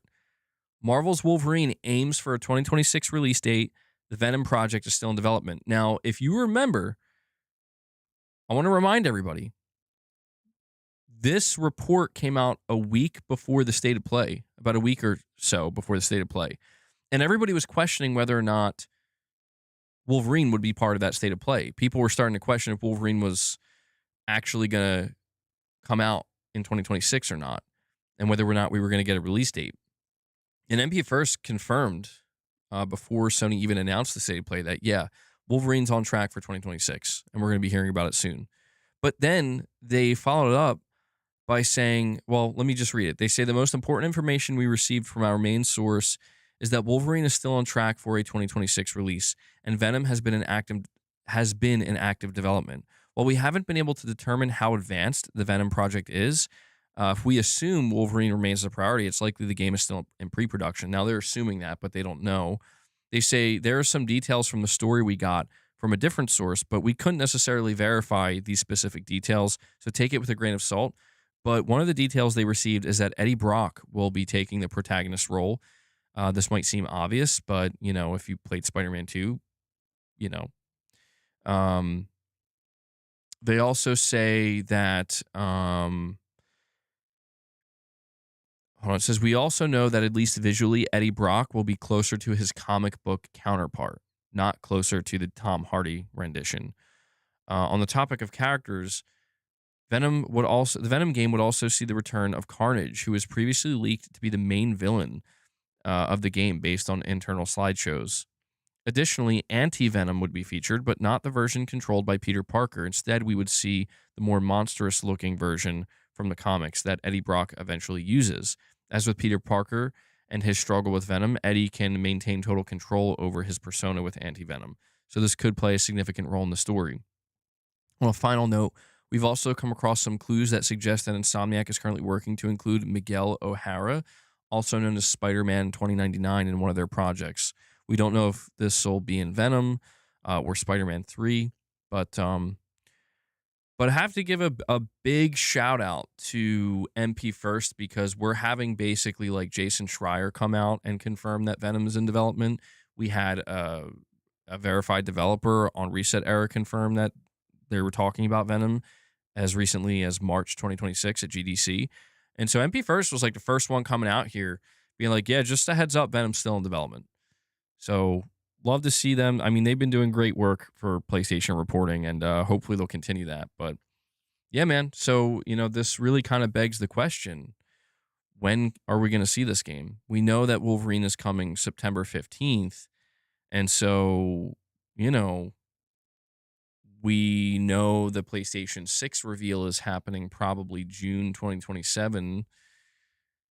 I feel very confident in saying that Venom is probably, I'm gonna say probably, I think it is. It is going to be revealed at the PlayStation 6 event next year in June. And the only thing I'm less sure of is whether or not it will be there at the launch of the PlayStation 6. Like, is this going to be truly a Miles Morales situation where when you picked up your PS5 day one, you can also pick up Miles Morales? Or is this going to be more of a Horizon Forbidden West type situation where it's going to be revealed during the PlayStation 6 reveal event, but it's not actually coming out till maybe like 9 months later, something along those lines. It's going to be within the launch window. I'm guessing because of when Wolverine is launching. I mean, I'm not one to underestimate Insomniac, but if I'm just being realistic, I think Venom is going to be a launch window game for the PlayStation 6. It's going to be out within the first year of the PS6 launching, and I do think it's going to be cross-gen. There's another rumor, and I don't know. You guys take this one for what it is. I've never heard of this person before. But apparently they were dropping some insider information on Spider-Man. It comes from a Twitter account. Their name is what is their name?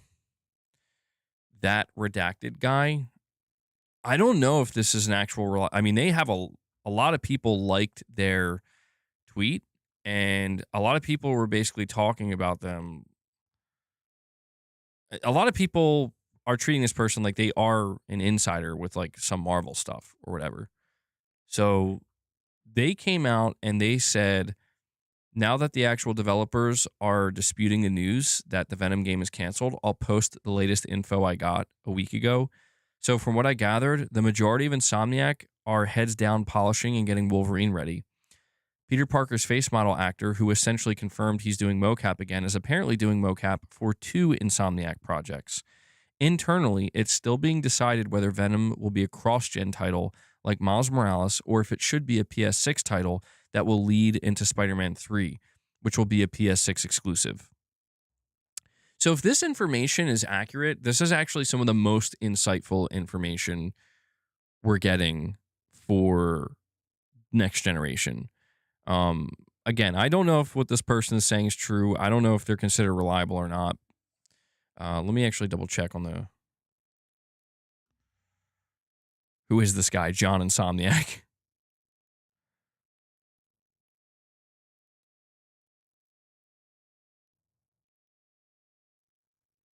I don't know. I'm not seeing anybody vouch for this person on the Gaming Leaks Rumor subreddit, but... Well, anyway, I'll just entertain it momentarily here. If this is true, if this is real, then this would seemingly confirm that Sony is debating internally whether or not they want to do true PS6 exclusives or not. You know? Do Sony have a PR team? I'm sick of trying to believe insiders speaking on behalf of Sony. Sony does, I don't know. I think they have a PR team, but their PR team seems to be just like always exist in the shadows, keep them guessing, never give them the actual info they want. They do have a PR team, but they are very I'll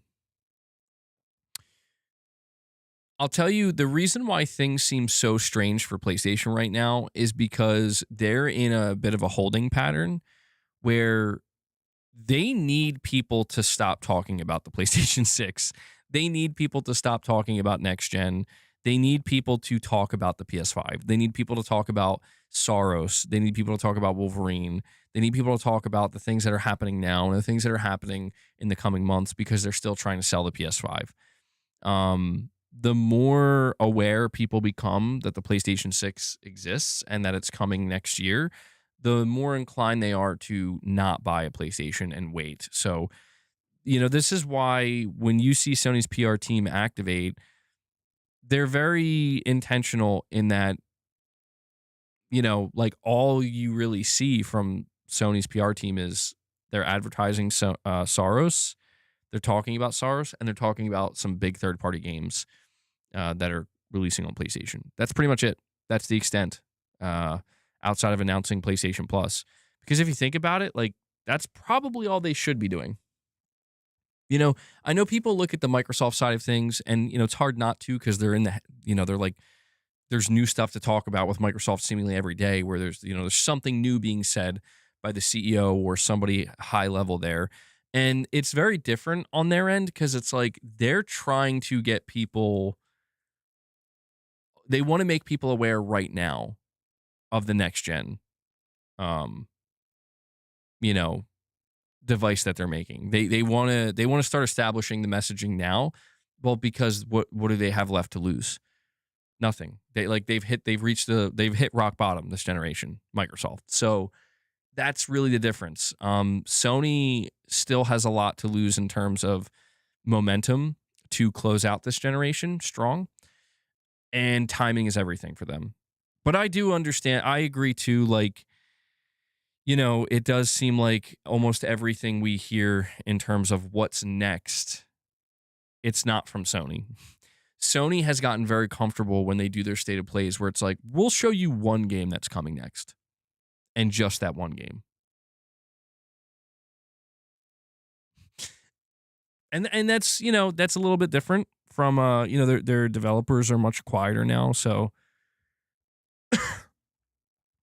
you want them to debunk some of this stuff? That would be nice too.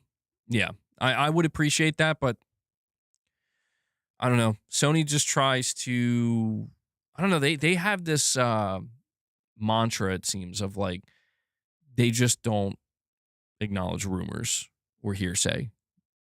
Unless it's like absolutely necessary, they seemingly just don't touch it with a 10-foot pole. Nothing that can be done there, Maybe they look at it as like if they even acknowledge it, they're legitimizing it. That's just, I imagine that's probably their view of it. But yeah, I feel like if what this person is saying is true, they say that Spider-Man 3 is going to straight up be a PS6 exclusive.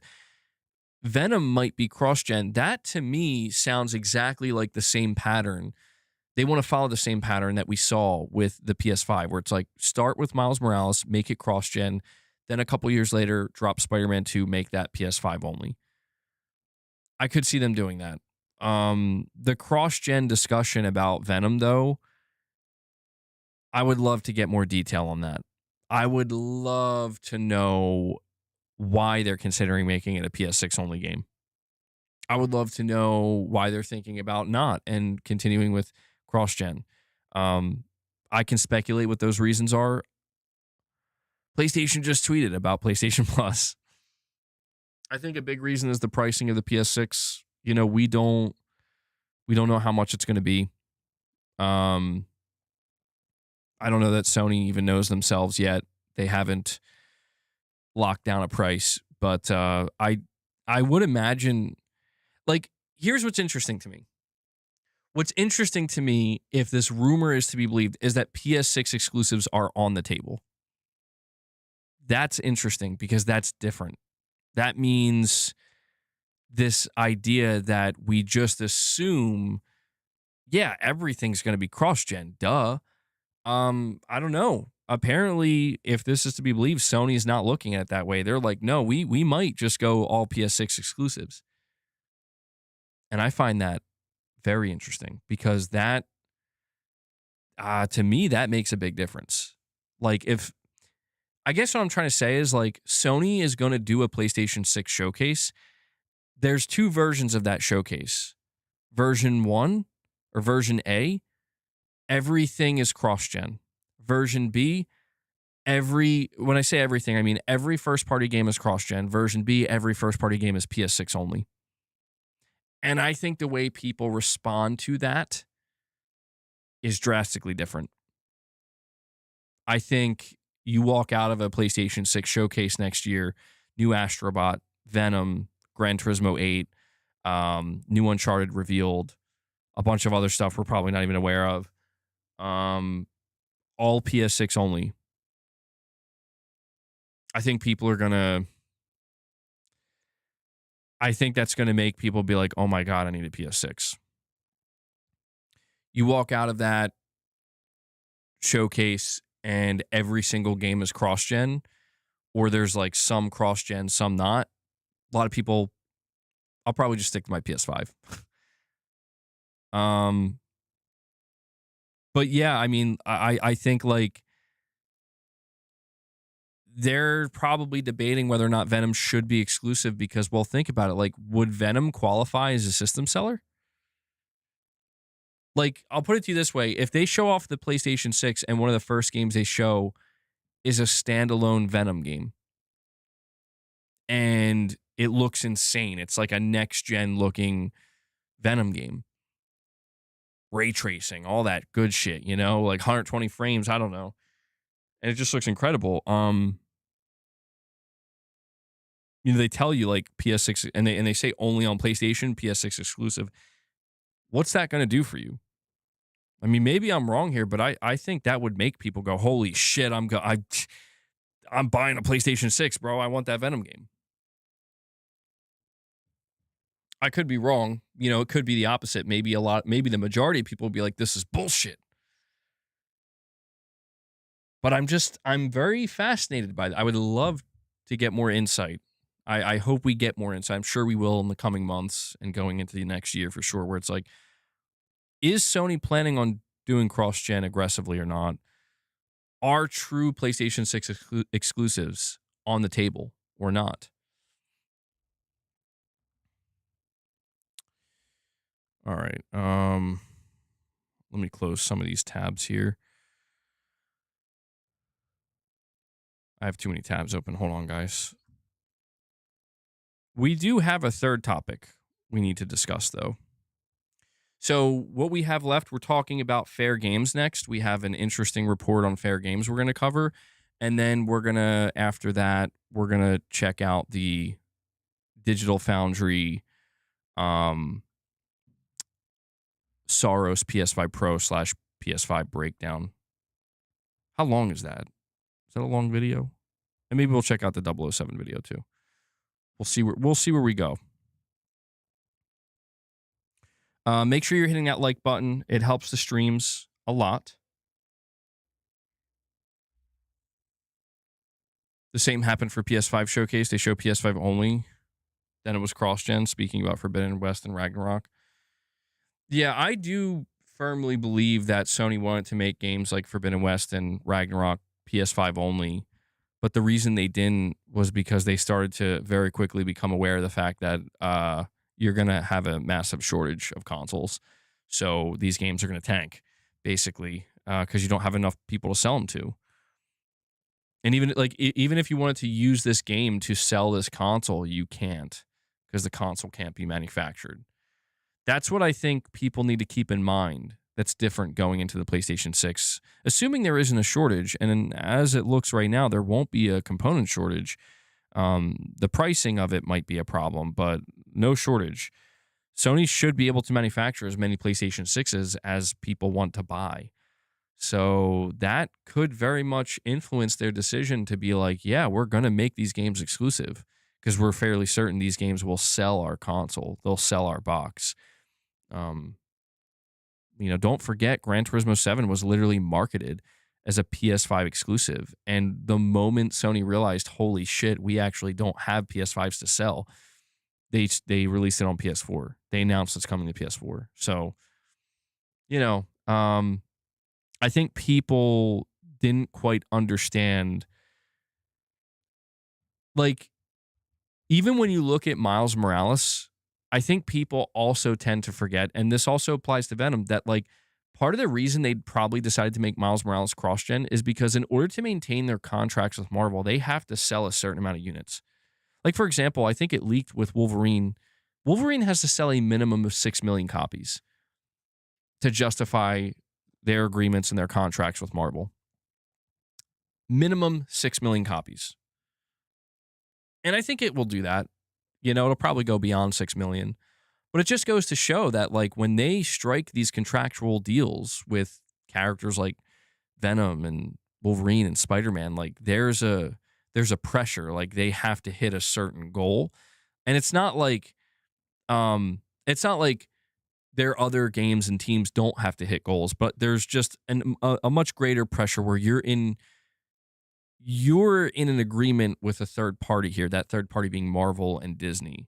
So if you can't hit that, they're going to take that away from you. You're not going to be able to make a sequel. You're not going to be able to continue your partnership with them. because you just didn't make enough money to justify it. So that's another reason why Venom could be cross-gen. But yeah, it'll be really interesting to see.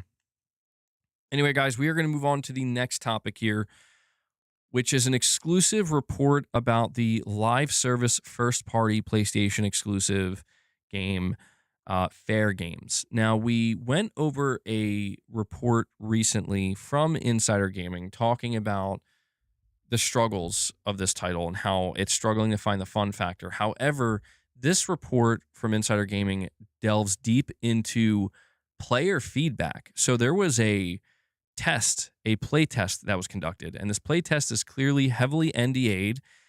You cannot leak footage. Like, Sony will take legal action if you leak footage of this game, if you break your NDA. So, whoa. How is that a notification now? That just scared the crap out of me. What? Wait, that's a notification now? I know it was a notification in the chat. Why did it pop up on my... Is it integrated to Streamlabs now? Guys, somebody else drop some jewels if you have them. I must see if this actually... Because if that's if that's a thing, I'm going to have to check it out. Maybe edit it a little bit.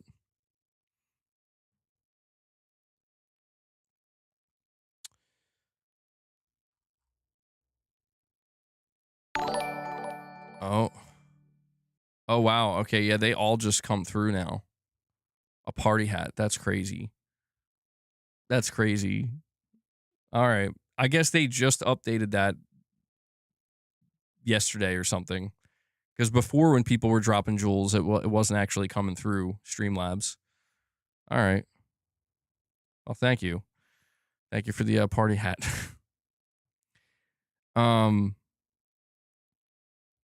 Let's go over this, though.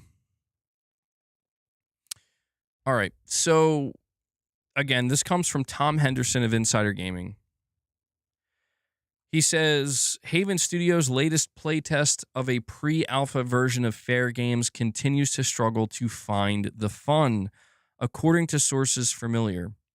Last week, Haven Studios ran another playtest under the codename Espresso for Fairgames, but according to those who were involved, the game is still struggling to find its fun factor and still has a long way to go in development.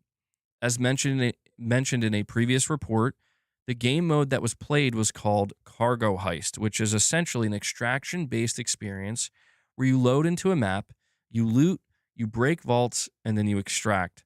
I suppose the only unique thing here is that there's also respawns, which kind of takes away the high-stakes nature of what an extraction shooter is supposed to be. Gameplay sent to Insider Gaming on the condition that it not be made public shows 4 3-player teams looting a giant mansion under a class-based system.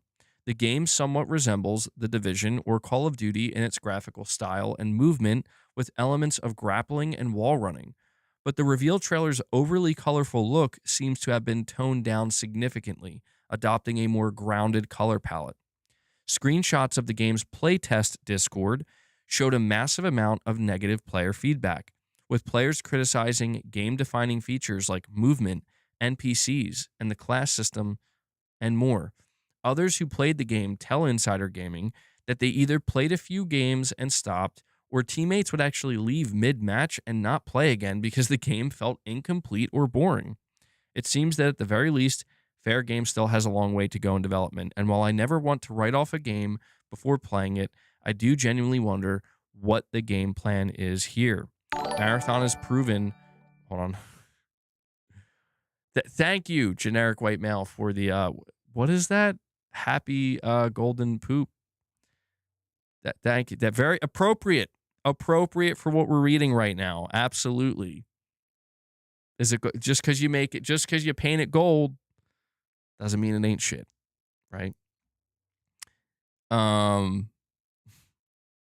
Yeah, it's not sounding good. It says Marathon has proven to PlayStation that extraction shooters are a niche genre and aren't the next multi-billion-dollar genre to advance its games as a service ambitions. That's without even mentioning 10 Chambers' Den of Wolves, which, despite starting development in 2021, looks like a far better product that will satisfy the vault cracking itch for many. Well, here we are. Fairgames again. I do want to highlight something here that actually kind of surprised me a little bit. And I see it as a good thing, but still sounds like this game is fundamentally flawed. I couldn't help but notice that they said the gameplay style is similar, like the look of the game and the gameplay style is similar to The Division or Call of Duty. That to me is a good thing. Like that actually surprised me because I'm like, really? That's not what I imagined with Fairgames at all. And then they say that they toned down the color palette and they basically made it more grounded. This gives me, dare I say it, like an ounce, a single ounce of hope, less than an ounce, half an ounce of hope, because it's like that's feedback, at least for me. I haven't played the game, right? But I sit here and I've talked about it for years, and that's always the feedback I gave. I'm like, you need to actually try to make this thing look like a game that people like.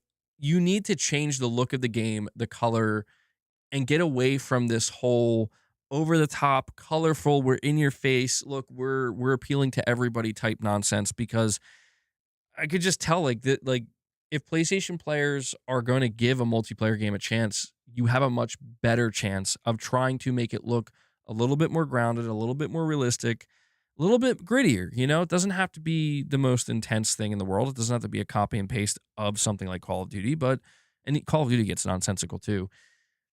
But I just find this interesting because they clearly changed that.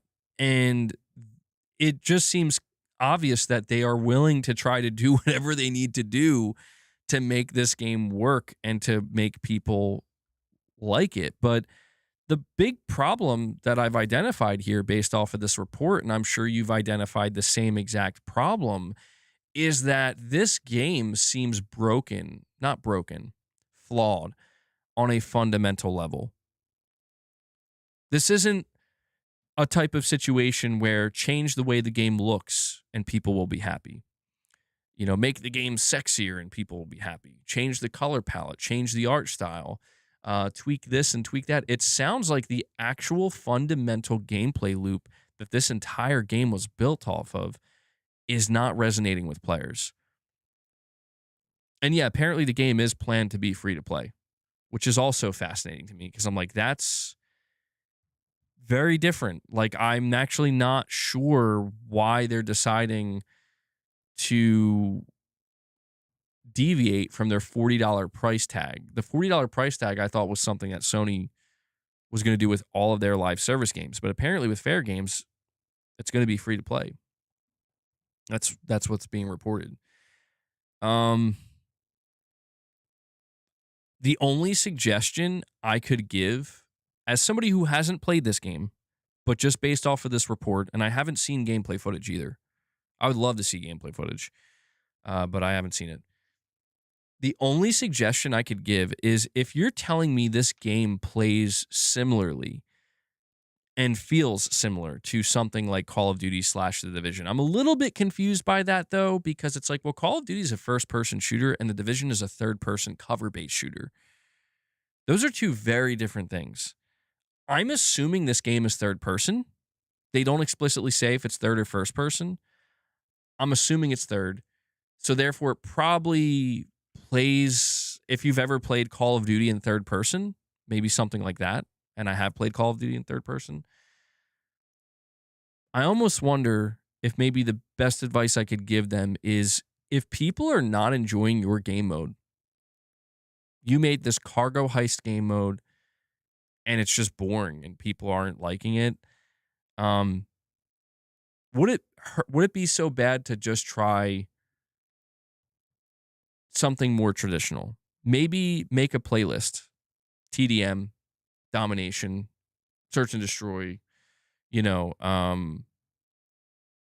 stuff like that, and just make it, 6v6, 7v7, something like that. I don't know if that would fundamentally break the game. I don't know if that would just simply not work. It sounds like it might not work, But I know that basically sounds like me saying, like, just turn it into Call of Duty, but I don't know what else to say at this point. I mean that. Like, I don't know what else to say, because this is just kind of sad, in my opinion. Like, I'm not here to dunk any more on this game. And I understand people say it should be canceled. And honestly, the thing is, I don't think we have to hope, because if this continues, there's no way they're going to release this game. Because the absolute worst feedback you can get is this isn't fun.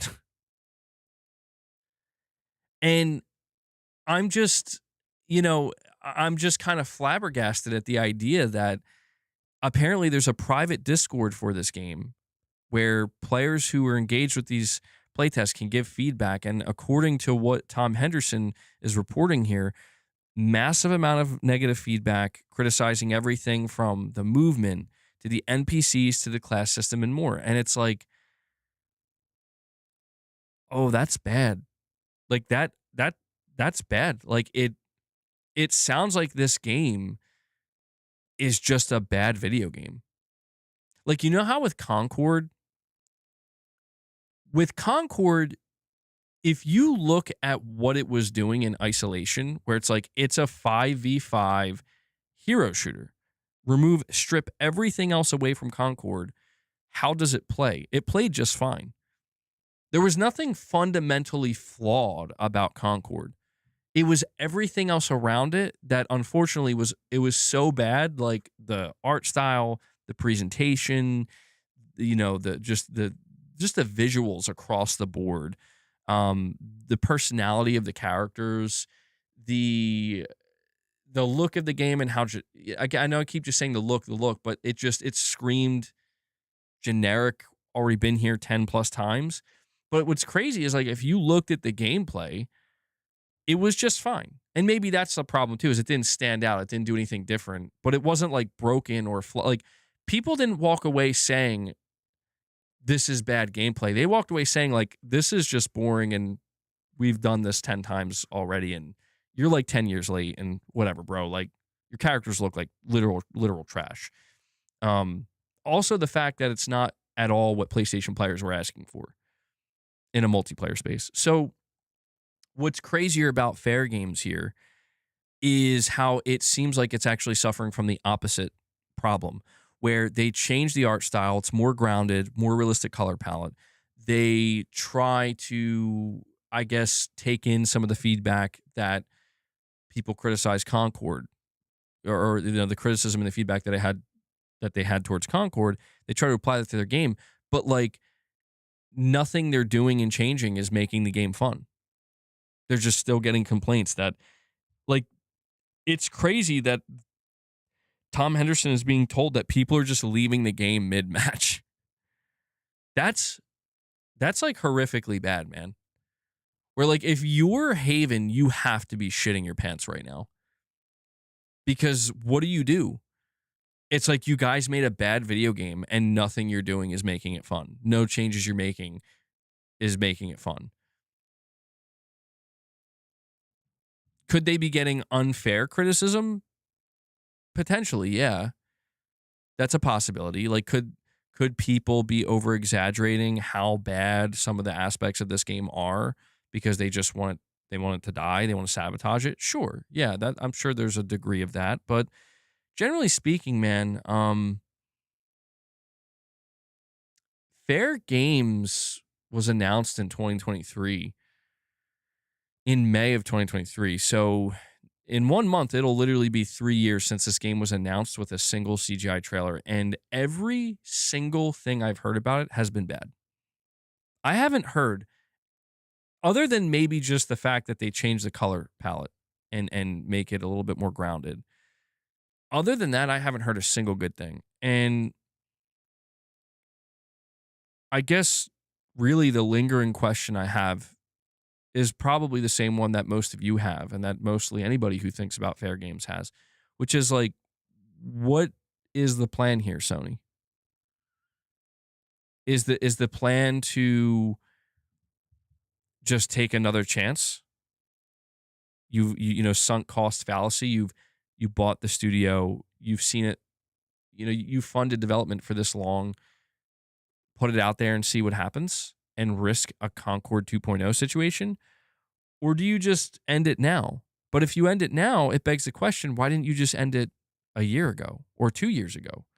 When, and I guess maybe if they do end up having to cancel it, they at least gave it a chance internally. Like they tried to make it work. They tried to get feedback. They did the playtesting. And this is where Sony can prove if they are actually listening or not.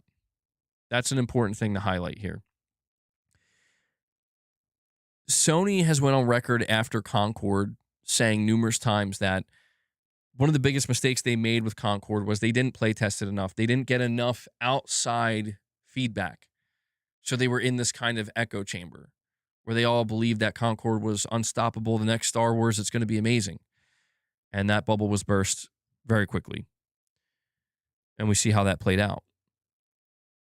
They said over and over again, we're going to do the opposite. We're going to get as much player feedback as we can. We're going to have gates and trials and make sure that there's filters, And that is true. That's literally true. This is, second, third, fourth playtest now? Public playtest? Well, not public, but it's private, but they're having PlayStation players play it. They're inviting people. If this is where they are, it's you guys know what you have to do. And I don't say that lightly. I'm not one to just say, shut them down, fire people, lay them off. No, I don't want to see that. If anything, if anything, this does make me sad because it's the alternative here is people play test this game and you're like, dude, this is actually awesome. This is actually really fun. This is actually a great game. That's not what we're hearing. We're hearing the opposite. I think Sony knows what has to be done, man. And that's the thing. If the whole point of you putting these play tests out and taking extra feedback in is to ensure you don't have another Concord situation again, then this is your sign. You're being told this game is fundamentally flawed and nothing you're doing is working. You put it out, it's going to be high guard. It's actually going to be High Guard 2.0 because High Guard was free to play, right? High Guard. I'm saying High Guard. High Guard was a free-to-play game, and that shut down in 45 days. That's exactly what's going to happen to Fairgames. And maybe that's why Sony will go through with it. Because maybe from Sony's perspective, and this would be stupid in my opinion, because it's you have to think about your reputation here. At least save face, right? If that's the only thing you can do, save face in this instance. But they may look at it from a business perspective where it's if we put it out for free-to-play, there's from Sony's perspective, they didn't make Concord free to play. They didn't make Helldivers free to play. They didn't make Marathon free to play. So they don't know how people are going to react, how the PlayStation audience is going to react if they put out a free to play game. But I would like to believe that Sony's smart enough to realize, at least Herman Hulse, somebody, yes, High Guard does exist. It did exist, I should say. And that was free to play. And in case you're wondering if a Concord type situation can occur, even with a free to play game, yes. In other words, making Concord free to play wouldn't have saved it. It would have maybe prolonged it by a month, perhaps. It's fate, but it wouldn't have saved it. And making Fairgames free to play isn't going to save it either. If it's a unfun game that people are not enjoying and don't feel satisfied playing, there's just nothing that can be done there other than one thing. And that is wipe it clean and move on to something else. It still drives me insane. Really, it does. I have to be completely honest. It drives me insane to think that the reason Sony gave for shutting down Bluepoint was because you guys didn't release a game in 6 years. You guys made the mistake of trying to make a God of War live service and it had to be canceled. And we don't have a plan here. So you're a liability. You're losing us money. You got to go. But yet a studio that has never released a single product in the history of their existence, that being Haven Studio, a studio that is no doubt larger and more expensive to maintain and run than Bluepoint. and a studio that is getting nothing but negative feedback on their live service game, that's where the money's going.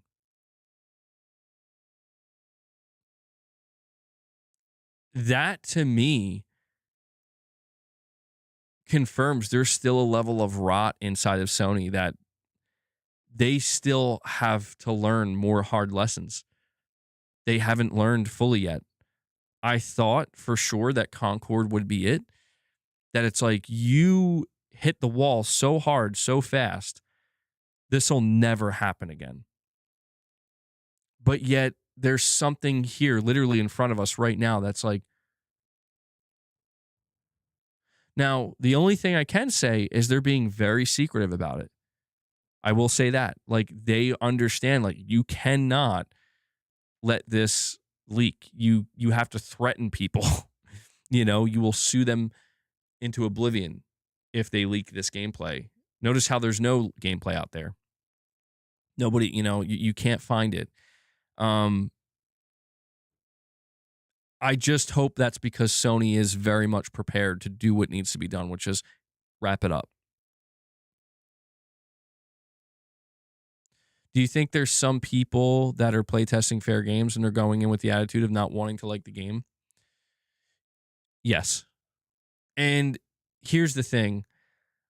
Even if that is the case, like let's just assume, run a hypothetical.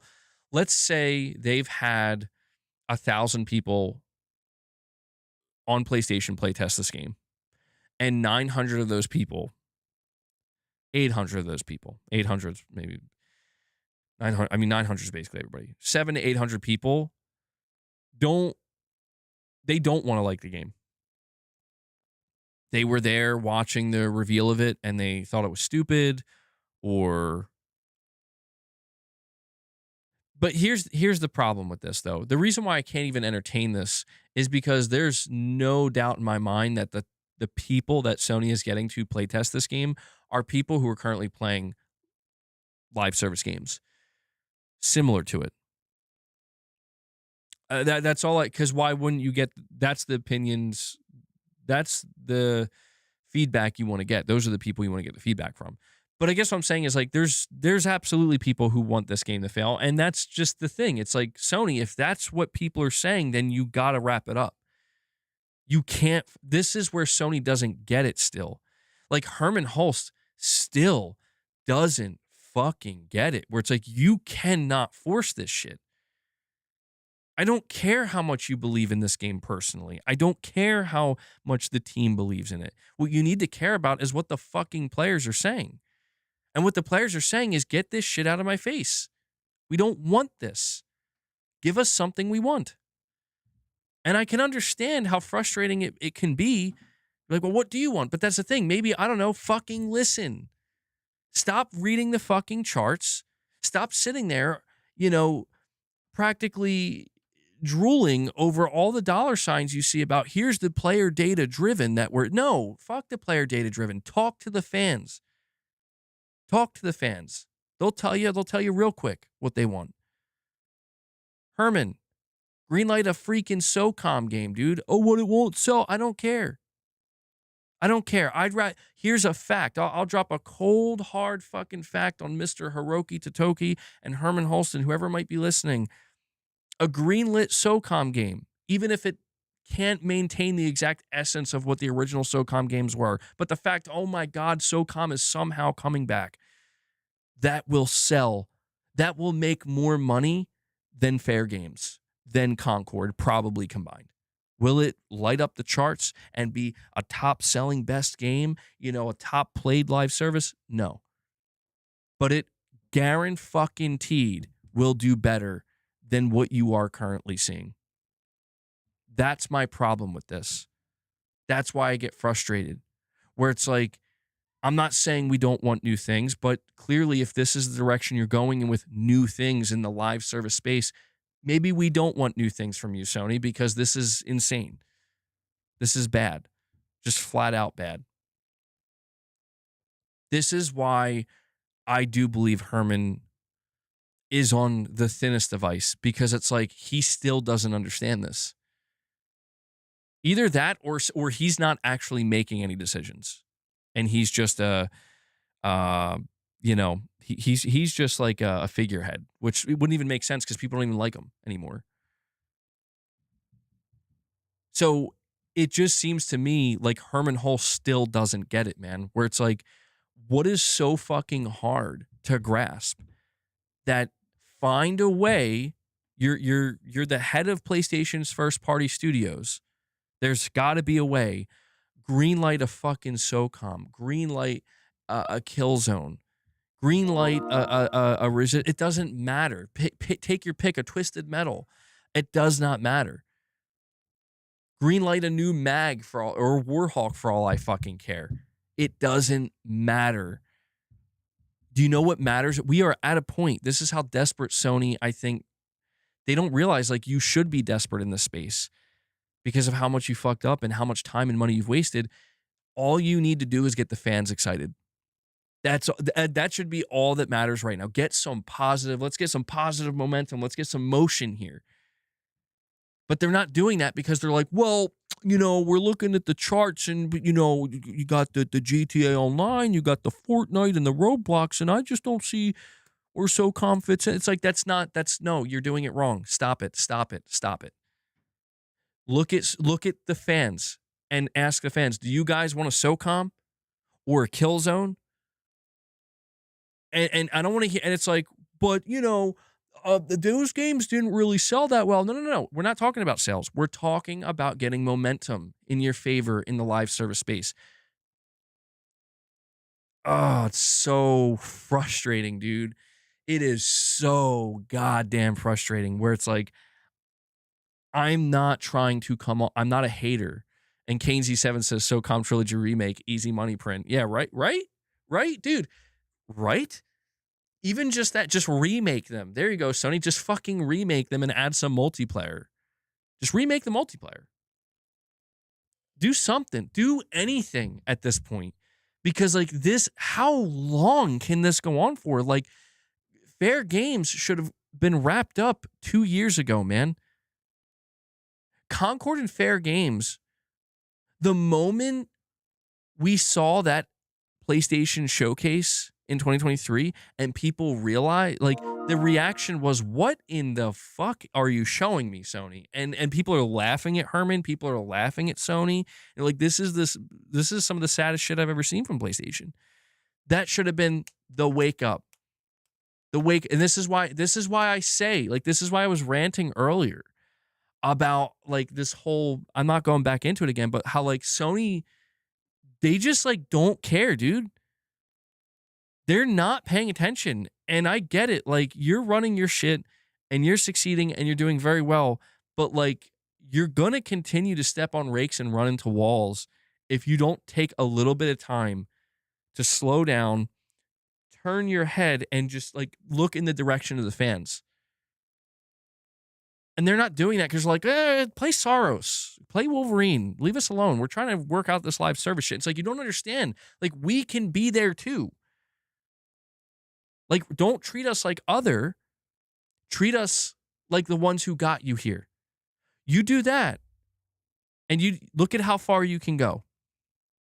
Do you know why Sony is able to make a Wolverine single-player game?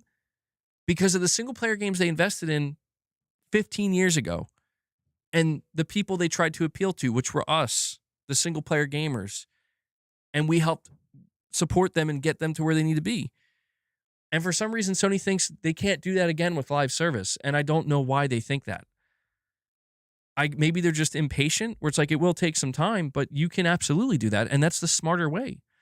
Buttery Cheeks with a $5 chat. You're saying MBG Marathon is slowly dying. I barely cleared 20K peak this weekend, or it barely cleared 20K peak this weekend. I don't see Fairgames or Horizon Hunters being more successful than Marathon. I don't either. And this is where it's like, look, man, I don't want it to be this way. I'm not trying to actively I'm not trying to be the same way so many other people are, where I'm just a pure, unfiltered cynic. And that's all it's about, because that's too easy. That's why I like don't want to engage in the console war shit at all, because that's all it turns into. Just pure cynicism, pure just ugh, disgust. And that's it. And it's like, I don't like dwelling in that space because that's the only way I can ever feel that way about something is if I truly despise it. Like, I really don't like it. And if that's how I feel about something, I want to be away from it, not near it, not in proximity to it. I want to be away from it. When it comes to PlayStation, I don't feel that way. But some of the things they're doing, I start to get that feeling of like, dude, this is disgusting. You know, I know that's an intense word to use, but it's like, it's not even that it's disgusting. It's just, you can't, again, how are you this stupid? I'm sorry. And I know that sounds mean and I know that sounds rough, but it's like, how? You know, like, let me help you. Let the fans fucking help you, Sony. But they don't want to. Like, they just want to keep going. Like, no, we want to make Fairgames work. We want to keep, we want to stick with Marathon, even though it's clear that, like, this is not a $3.6 billion acquisition worthy game. Not even close. And I say that as somebody who's playing Marathon. Dude, I'm playing Marathon, and sometimes I do sit there and I'm like, dude, how much did Sony pay for this? And literally, I just think, what a bunch of fucking idiots. And again, I know that's brutal. And, but it's like, no, dude, like, this game is fine. It's not bad. Marathon's not a bad video game. But it's like, you have to be high on something to, like, you know what? I'll stop being so hyperbolic about it. You have to know nothing about video games to even remotely think this game is even anywhere close to being worth even $1 billion, or even like $800 million, $700, $600, $500 million. You have to be out. You don't have to be out of your mind. You have to know nothing about video games. That's all it takes. I'm making it sound like you have to be some insane druggie or something. No, you just have to know nothing about video games. And that's what disturbs me. That's what frightens me, is that it's like, I thought Herman knew video games. I thought he, like, how much, it makes me question, like, how much of Horizon Forbidden West was he truly responsible for? Because it's like, how, dude? Like, how are you this out of touch?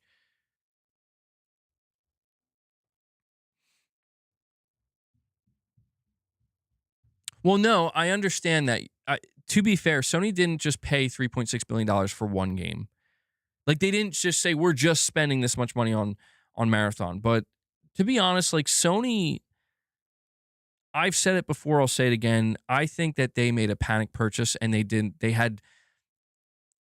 just threw the money at them and didn't do their due diligence. They didn't investigate. They didn't actually take the time needed to thoroughly look into the studio and make sure, like, listen, if we're going to spend $3.6 million, it's like buying a used car and not, like, looking into it at all.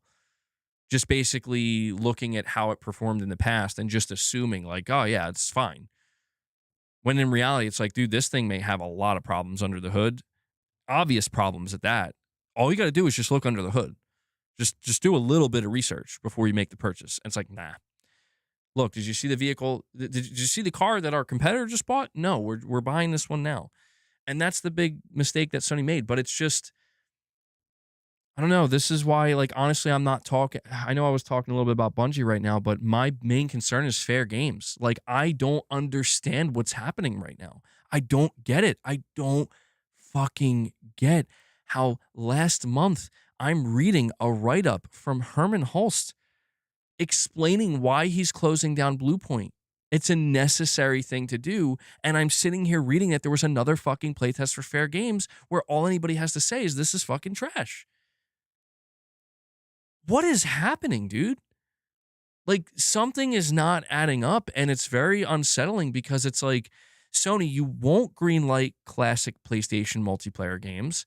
You continue to insist that you need to see some of these live service games through to the end, even in a post-Concord world, and you're shutting down studios like Bluepoint. What are you doing? And you know, that's the scary thing. You're saying Jimbo's ramifications. I'm not even so sure anymore because he's been gone, dude. Like that's like the scariest part of all is like you can't even blame Jim anymore. You can blame some of the after effects, of course, and like some of the there's some layoffs and there's some, but it's like how can I blame Jim Ryan for Blue Point's closure when Fair Games still exists under Herman and Nishino? You know what I'm saying? Like, they're the one, they made the decision. They like, in other words, Herman Holst made the decision that he sees more of a future for Fair Games than he does for Blue Point. And that to me is like, when people talk about Herman's got to go, Herman needs to be fired and replaced immediately. It's stuff like that that makes me think, absolutely, absolutely, yes. Yes, you do. Because how could you think that? And that's what makes me question if Herman even actually knows video games. I can't believe this is the same person who helped bring the Killzone series to where, to the not to the forefront, but at least for PlayStation, at the forefront of PlayStation.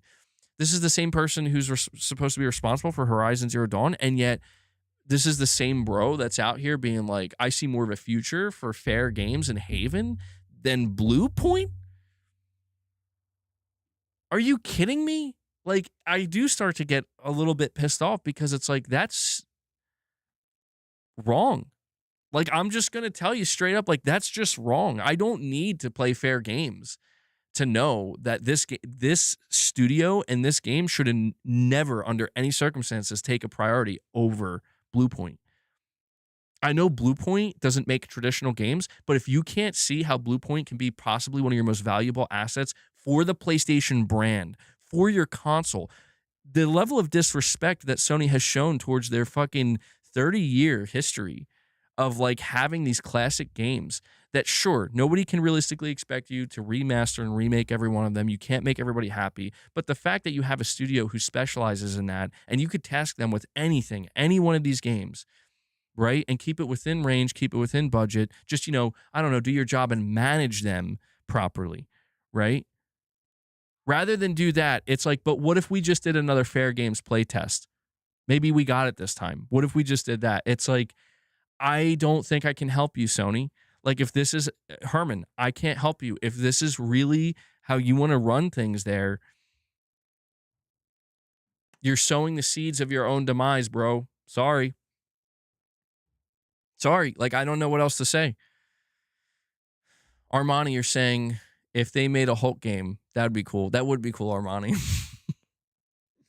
I mean, hey, we could get a Hulk game at some point. If we got Cory Barlog in Herman's place, would it have been different? It's hard to say. I mean, listen, I'm not trying. I know how I sound sometimes. I don't want to make it sound like Herman hasn't done anything right or anything good. That's not fair. I'm not trying to play it one way. It's just that, like, it's the errors that he's making. It's like if you're evaluating a player on the field, man, it's like, man, you've had some great plays, but my God, the mistakes and the critical errors you're making in between those good plays are like starting to add up to a point where we can no longer ignore it. And it's starting to put other things in jeopardy. Like it's starting to put like almost the entire team in jeopardy, an entire game, where it's like, that's how it starts to feel. And at what point does Herman need to be benched? You know what I mean? It's like, at what point do we bench Herman? But that's the problem, right? Is this isn't a football game. This is PlayStation. Who replaces Herman? You bench Herman, who takes his place? I don't know. I'll take his place. I'll do it. I don't know, man. I know I try to be understanding. Do I think I could bench Herman? Yeah, no problem.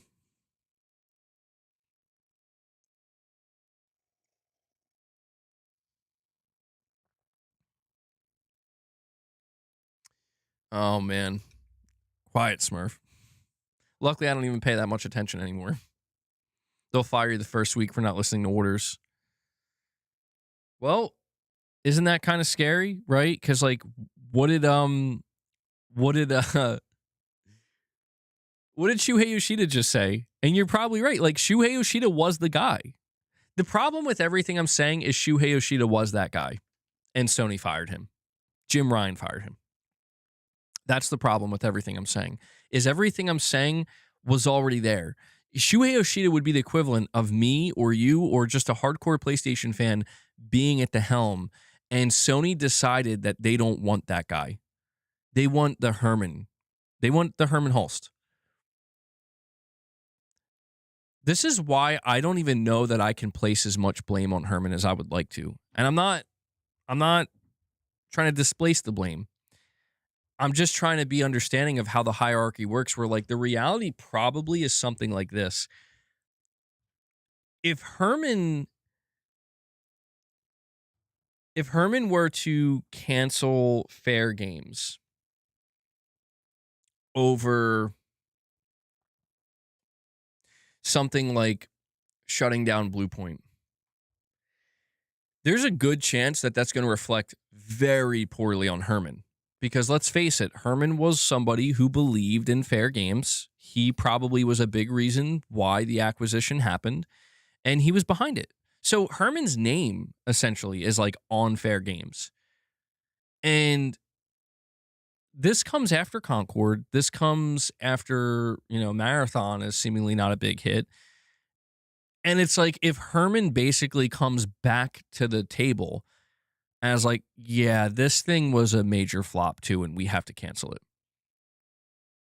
It's like somebody's got to go. Who's going to go? I guess what I'm trying to say is, and this is another reason why Herman, I think, may have to go, is like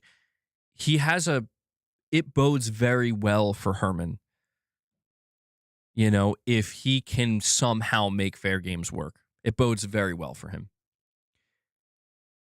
But this is coming at the detriment of us, the players, where it's like, Herman, I don't give a shit anymore. I'm sorry, dude. Like, I know you're probably scared for your job and you realize you're probably on thin ice and one more big mistake and you're gone. But it's like, that's not my fault. That's not the PlayStation player's fault. That's your fault. Like, you made the bad bets. You took the place. You said, I'll be Jim Ryan's yes man. And you put all your faith in Jim Ryan I'll be honest, man, you know what should have scared Herman off?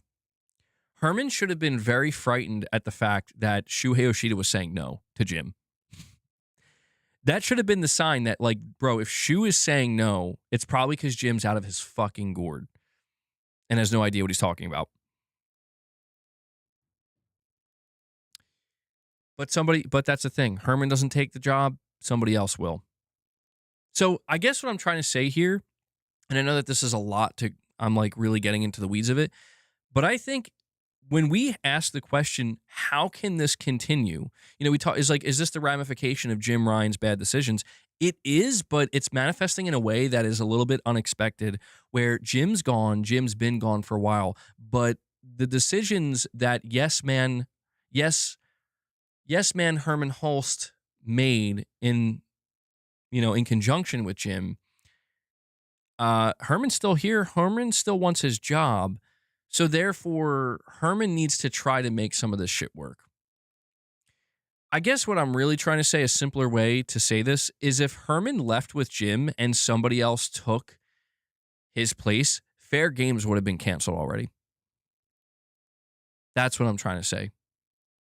If somebody else took over Herman's spot, they would have very obviously seen that, oh yeah, these guys got to go.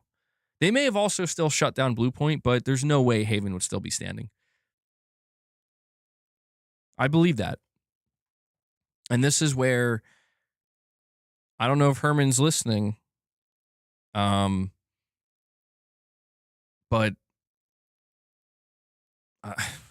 he's got to right the ship, dude.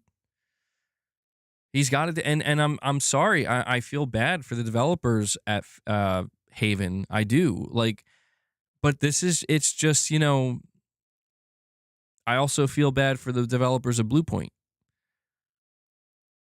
But if Bluepoint went, then goddamn, Haven's got to go now. if I have to, continue to exist with a PlayStation Studios family where Bluepoint didn't have a place, I'll be fucking damned if Haven Studio has a place. I would be having a very different conversation with you guys right now if the report we got from Tom Henderson was the playtest was positive. It has potential. People are giving constructive feedback. They're listening, and it's building up to something that could actually be good.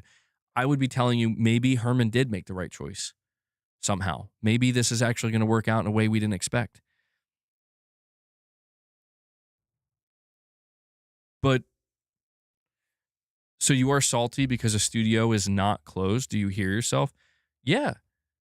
No, dude, this is where, like, if you can't see the problem in that, like, Herman Hulst is going to look me, you, and every PlayStation player in the face and say, Bluepoint doesn't have a place here, but Haven Studio does.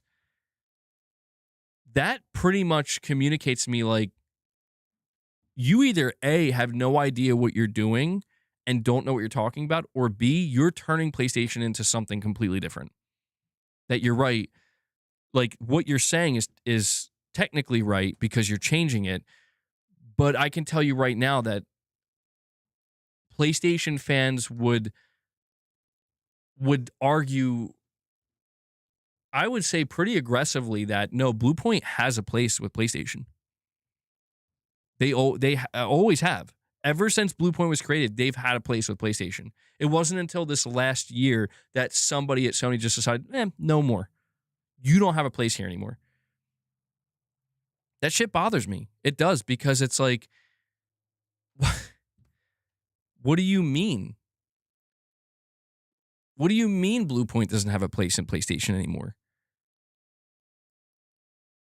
But Bungie does. Oh, yeah. Yeah, that's right. Bungie.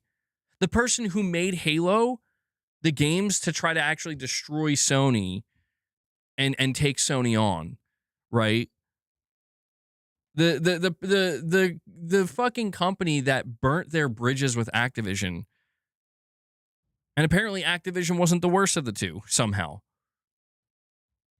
But they have a place at Sony PlayStation. It's just fucking insane to me, man, where it's like, what are we like, how did we get here? How? We all know how. Big Tech 83. Member for 30 months, you're saying, in my head, he's been fired for 6 months. I want to be in the same space as you, Big Tech, but it's like I said, I'm trying not to. I want to give credit where credit's due. Not every single thing Herman has done is bad.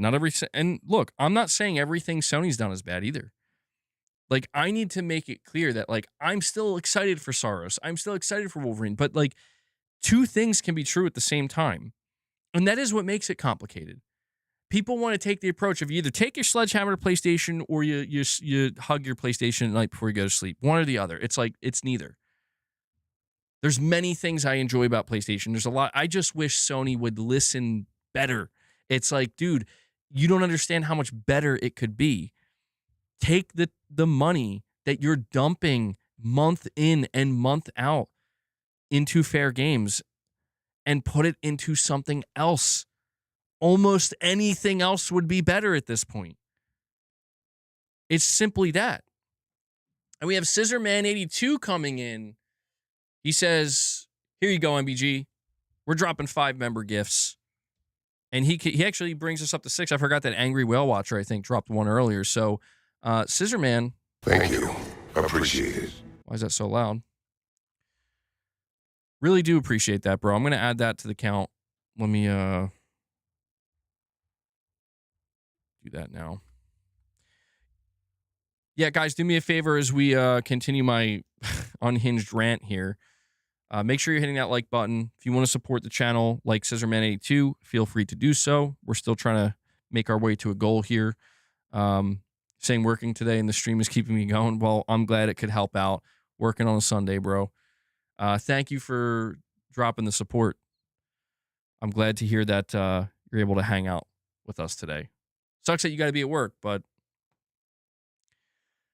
stop being so emotional, MBG. I know Sony to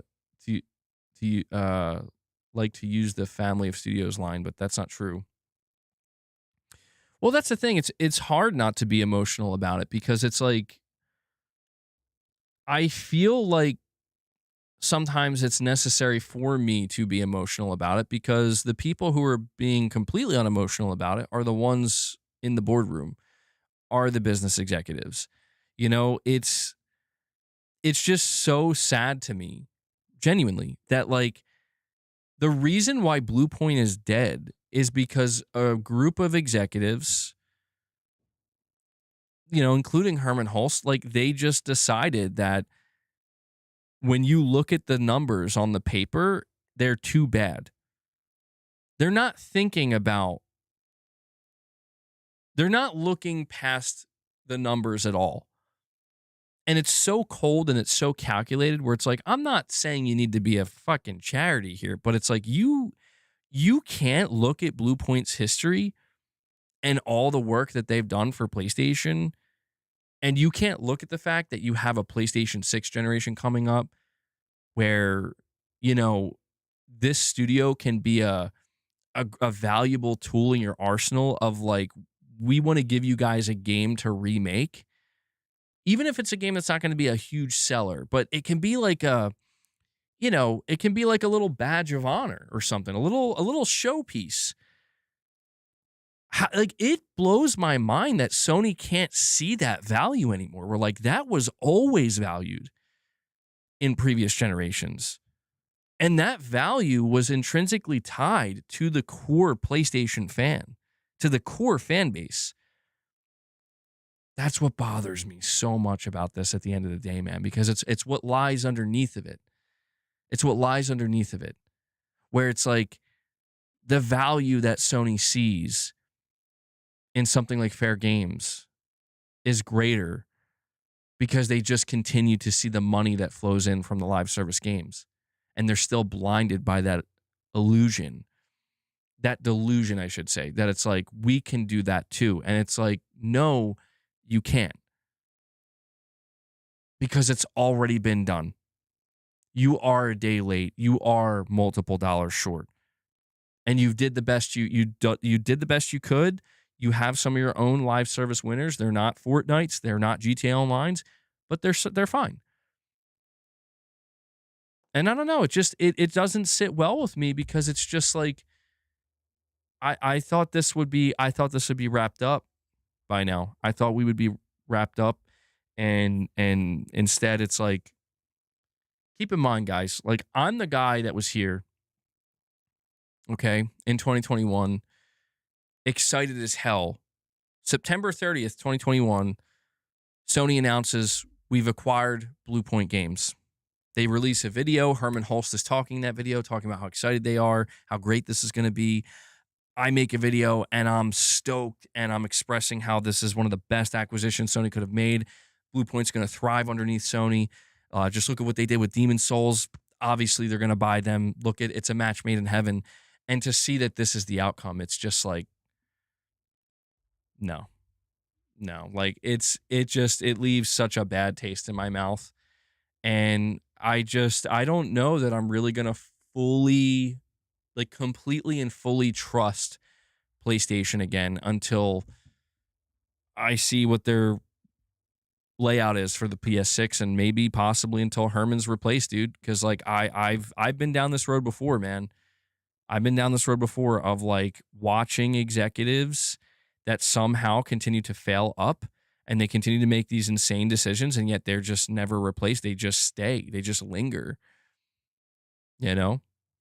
I've been down that road before, and it sucks because it's just, dude, no wonder why when you look at the Xbox side of things, this Asha Sharma person, she's just saying the same things Phil did, but people are so excited because it's like, just thank God it's finally somebody new.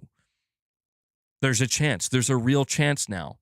This isn't Phil saying wait till E3 again. This is somebody else saying something similar. We're like, you know, we're gonna get back to we're gonna do things right. A lot of it's lip service, but people feel a sense of hope because it's different. And this is where it's like with Herman, I don't know. Fun Culks, you're saying a member for 20 months says it doesn't matter how much we love them. Blue Point never sold well. That's the truth. The studio wasn't sustainable and their last project failed. Here's my problem with that. Their last project didn't fail. Well, I mean, if you're talking about the God of War, you're probably talking. Okay, I thought you were talking about Demon Souls. You're probably talking about the God of War live service. That's true. Here's my problem with this, though. Fun Colks. I don't know if I'm saying your name correctly, and I apologize if I'm butchering it. My problem with that line of thinking is like what you said is logical. I agree. If we're just no emotions, we're just looking at it from a business-oriented standpoint, this is all true. Can't find him a new project. We're having trouble greenlighting stuff. It's going to be years. It's going to be years until we get another live service game. Or sorry, live service from them or a remake for that matter. I get that. My problem, though, is that it's the other side of it. The logic you're applying here also applies to a studio like Haven and Fairgames, where it's like Haven never made a project. Haven has made Sony $0. Actually, Sony has lost money on Haven because they bought the studio. They've been keeping the development team paid, salaries being paid year in and year out. Very expensive to run a video game studio, no doubt. And they've made nothing. They've done nothing for Sony. Nothing. Yet you look at Blue Point, they did something for Sony this gen with the Demon Souls remake. They've been there with Sony with the PS4, with the PS3, remakes, remasters. They've done work for Sony. And I'm not saying that means they should get a free pass if they fail. What I'm saying is that they should get some leeway if they fail. At the very least, what I'm saying is if the axe has to come down where there is no leeway, this is cold, calculated, logic-based business decision, and the axe has to fall on Blue Point, then I do say then the axe must fall on Haven because this is fucking bullshit. They have made $0 for Sony. They've lost Sony money. At least with Blue Point, you could say they probably sold 1 million PS5s with Demon Souls remake. They made some money with Demon Souls remake. You could at least say that. And that's what bothers me. That's why I get this way, because that's how I see it, because I think that's how it is. That's the truth. It's just like Haven, they're just seemingly given an endless amount of rope. And I start to ask the question, how much does that cost to give them this much rope?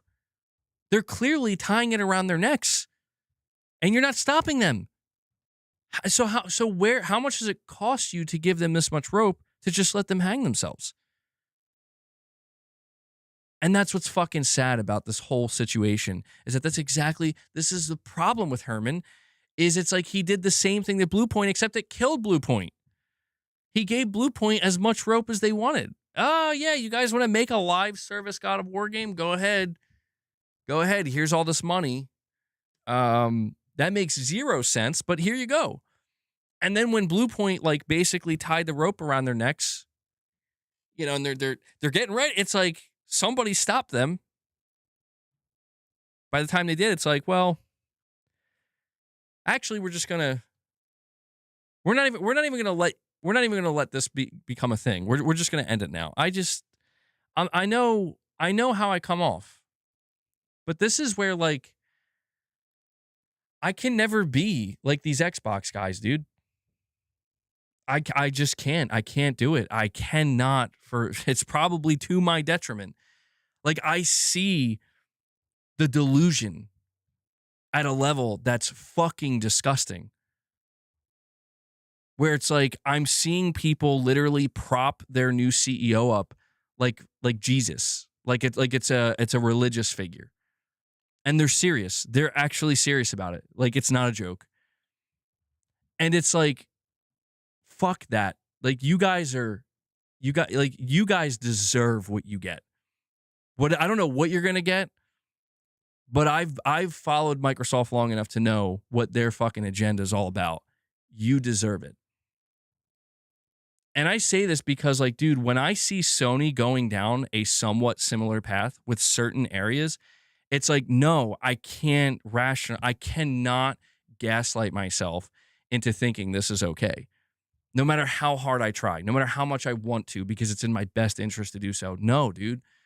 No, like, I didn't do it when I was with with Microsoft and the Xbox One, and I'm not doing it now with Sony with the PS5, where it's like Sony, and that's why. You know what keeps me hanging on, and you know what does give me some amount of hope is that even with everything I'm saying, at least I am getting Soros. Yes, at least I am getting Wolverine. And people may say, well, like, that's all you're getting.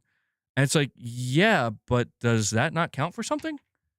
I'll tell you what, I'm coming from I know what it's like to try to support a platform where they're not only not listening to you and going in the wrong direction, but you're not getting jack shit. Ever. I know what that's like. And that's why I'm like, Sony, this is more along the lines of, if Sony is, teetering back and forth, where sometimes it's like, yes, like, there you go. Like, you're leaning in the right direction. Come on, lean all the way into it. Do it. And now they're leaning. Okay, now they're going back in the other direction. It's like, so we're doing that again. We're going in that direction again. And that's where it's like, I feel like I do have to get like this, because it's in an effort. It's like, don't do it. Don't do it. You're going in the wrong direction. And that's why I don't know. I can't. It's why it's like, dude, unless Herman, it's like Herman could come out and, like, make a big statement. He could be like, we're all about single player games here at PlayStation, and we're going to make sure that going into the next generation, everything's going to be catered to the most supportive PlayStation fan. It's going to be incredible. It's like, Herman, did you fucking cancel Fairgames yet? Well, no, we're still funding Fairgames. Then I don't want to fucking hear it. Like that, I'm like at that point where it's like, now it's time, like, just do what you need, do what needs to be done, man. Send the message. Why is it that the message that Sony's not dropping games on PC anymore, single player games, that general messaging, why is it that this kind of goes to what Why Me said earlier? It's like, why does it have to come from Jason Schreier? Now, maybe Sony will confirm. You have to imagine they'll say it at some point, but it's like, why can't Sony just come out and be like, why can't Herman just fucking come out? Why can't somebody give Herman the green light? Like, go ahead, let him know. We're no longer going to be shipping our first party single player games onto PC. Like, why is it that fucking hard? Apparently for Sony it is, because I don't know why. They're just like, whatever, bro. You know what, Sony? Release the Fairgames gameplay. Do it. Fucking do it. You won't do it. You won't do it. You won't do it. You know why you won't do it? Because you know what comes next. You know what comes next. This is why I'm asking. I just need to know what's happening. Cheese and Chainsaws, you're saying, why is Sony praised for the success of Insomniac and Naughty Dog, but it's Haven or Bungie's fault when they fail? LOL, Sony's over all of them. They greenlit Bungie. Well, no, at the end of the day, this all falls on Sony. I agree with that. Like, this is, you have to give, when a PlayStation studio has a win, Sony has to be a part of that. When a PlayStation studio has an L, Sony has to be a part of that. At the end of the day, anything that these studios are doing, though, it's filtered through Sony. None of these studios get to just decide one day, we're doing this because we said so. They have to get approval from Sony. So Sony either says yes or no. So I'm not blaming Haven. I'm not blaming Bungie. Dude, like, Bungie fucking worked Sony. Like, so Bungie made Sony look like a bunch of fucking smacked asses. And they know it. Dude, they knew it. They fucking knew it. Why do you think they were like, if this doesn't work out, we're just going to peace out in 2026? Is that okay? Because they knew. They cooked the fucking books, dude. They worked Sony so badly. And now we see that, where I'm not saying that there is no future or hope. Like, Bungie is a little bit different than Haven, because Bungie, it's like, guys, you have to try to, like, you got to try to make this work. This is nuts. You dumped $3.6 billion into this. At least try Destiny 3. And if Destiny 3 doesn't work, pull the plug. Get it over with. We're done. Wrap it. This is where we wrap up. I'm not saying it's specifically, you know what, Haven? I don't blame Haven, because you know what? Jade Raymond founded the studio. The money was flowing in 2020. Everybody's getting loans. You know, money's just flying out from, it's like it practically is growing on trees at that point. Everybody wanted to start a video game company. Everybody wanted to do startups. And that's what Haven was. It was a startup, and they sold Sony. They pitched to Sony. I think they lied. I think so much of this is just bullshit, because do you remember when we first heard Sony announce that they're partnering with them and buying them, they had Mark Cerny interviewing with them. And it's because they sold Sony on some bullshit ass technology. We're like, we're developing our game in the cloud, and it's future-proof technology. It's going to be amazing. And I remember thinking, like, damn, this sounds kind of crazy. Meanwhile, it's like, actually, this is nothing. You guys aren't doing anything. You're trying to make a fucking shitty live service game just like everybody and their mother today. And that's all you're good for. And that's Sony's. It's like, Sony, you dumb fucks, you bought that. You did that. You let Jim and Herman do that. Nobody's perfect. Mistakes are going to be made. My question is, dude, we are like 4 fucking years removed from that. What are we doing? How are we still here right now? Dude, I swear to God, if Fairgames shows up at the next State of Play, you're going to see me fucking just explode out of my chair, man. Please look forward to it.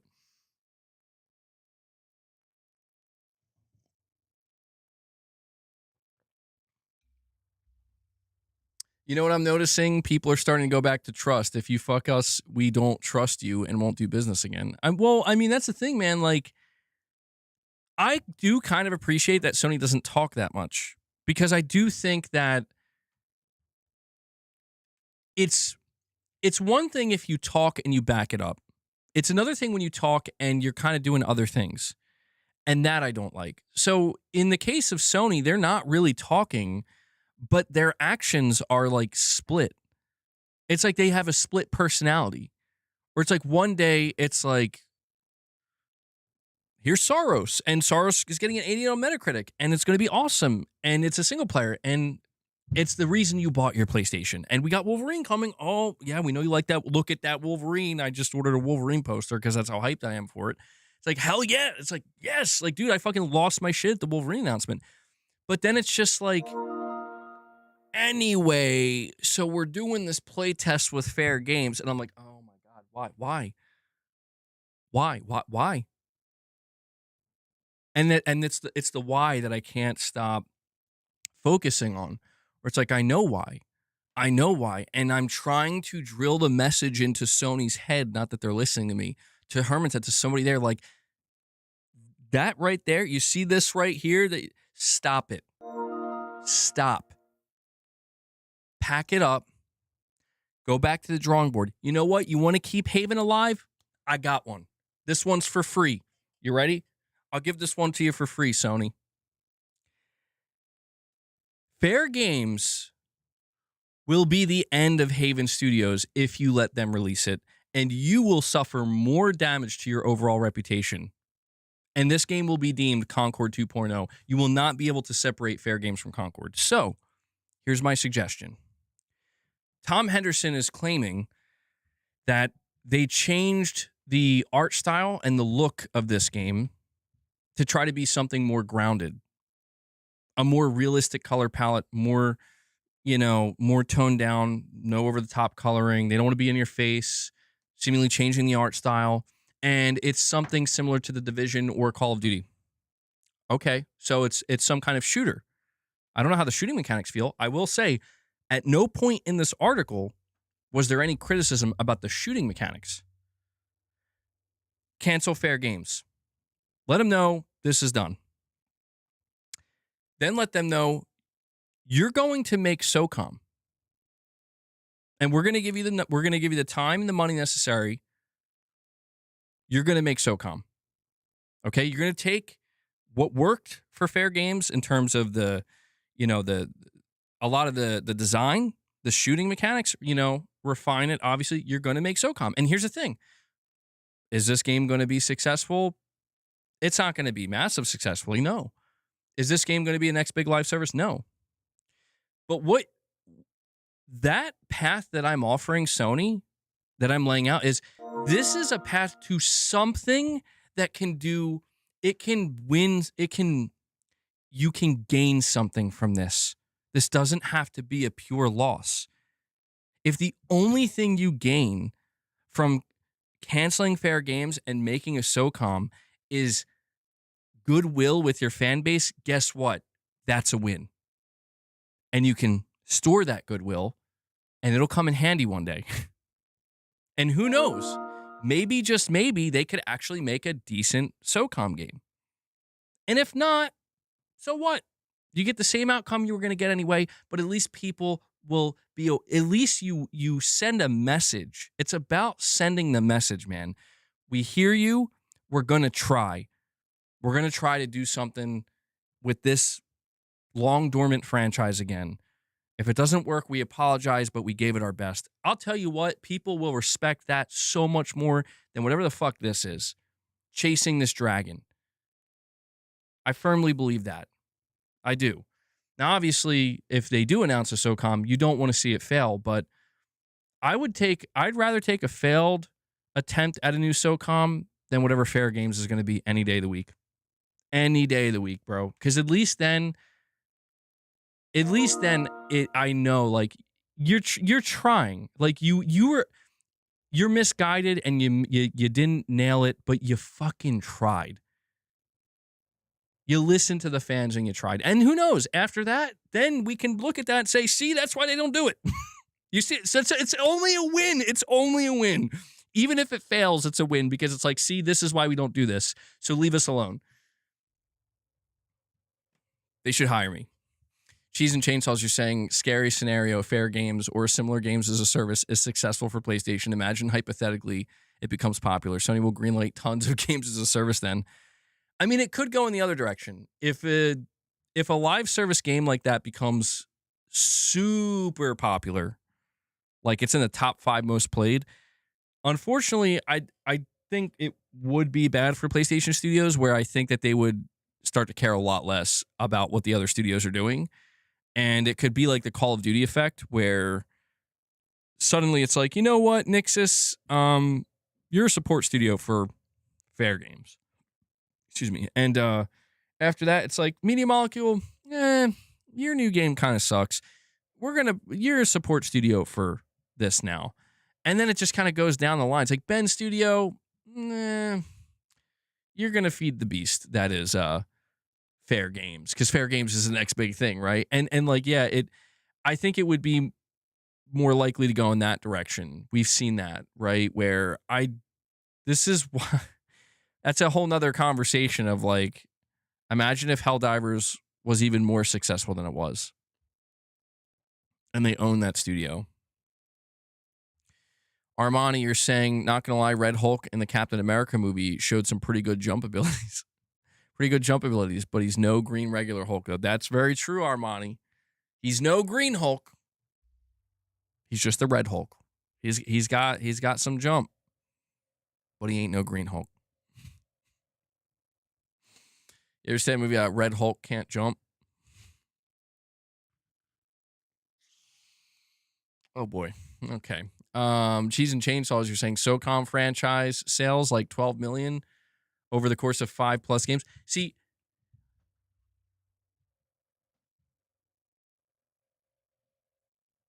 listen. You listen to me right now.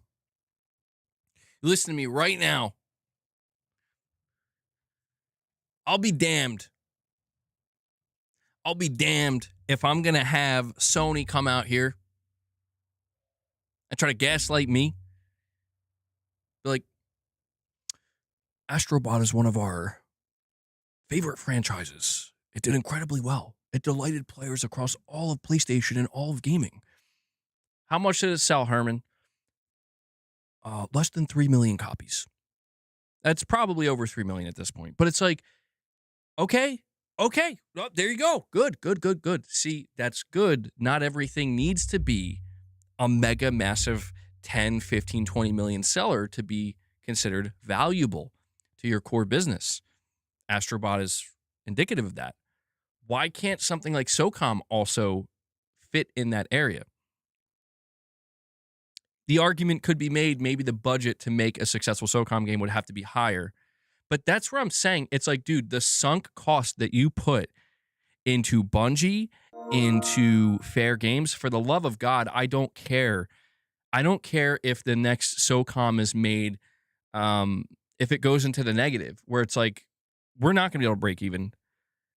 Sony's just, I don't know, dude.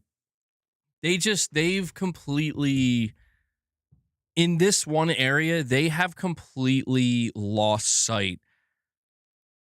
And I don't know why. Like, I understand that the chances of SOCOM being like a 10 million seller.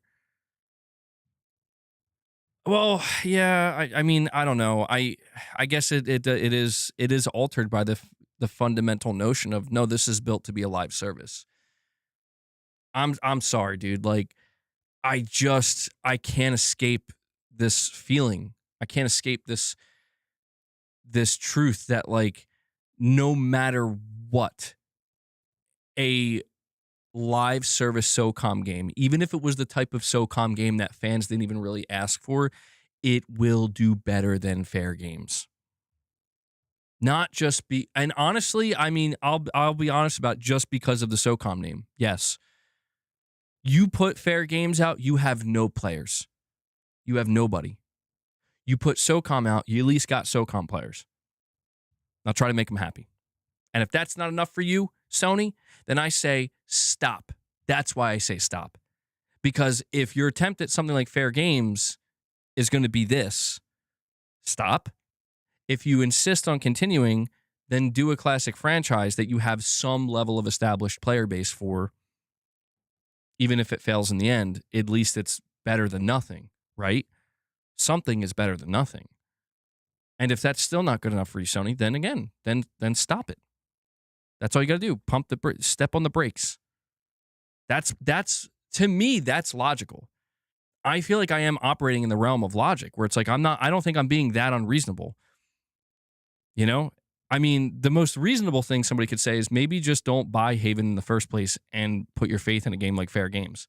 Yeah, that's the most reasonable thing. We're way past that. We're way past that now.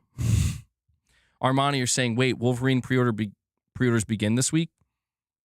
Where are you hearing that?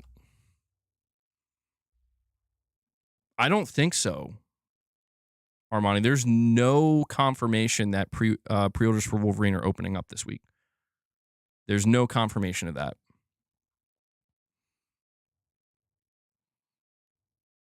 On the topic of Blue Point, I felt like the studio could have reintroduced IPs to modern audiences and, depending on the success, eventually bring new titles to those franchises. Well,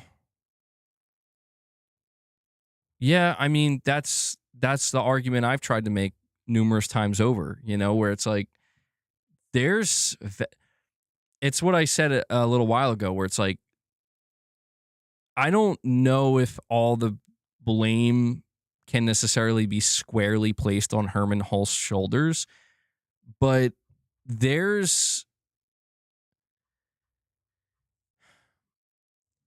just seems to be a shift in perception internally at PlayStation where they don't value the things that they once did.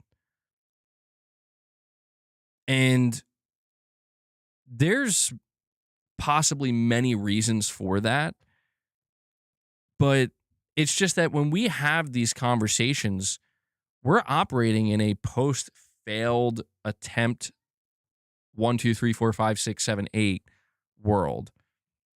And that's what kind of bothers me a bit about this, is it's like, this isn't like, oh, well, you know, they tried 3 live service games and that works. Did I skip it? Hold on, let me see. Oh, I'm sorry. Yeah, hold on. There are 2 super chats I missed. My bad, guys. Sometimes I read them as they come up, and I forget that I didn't read them out loud. I apologize. Kane, you're saying, why are we still here? Just to suffer. And Funkolks, you're saying, am I saying your name? Funkalux. I don't like that. I'm calling you Funkolks. I'm just calling you Fun. Fun73. There we go.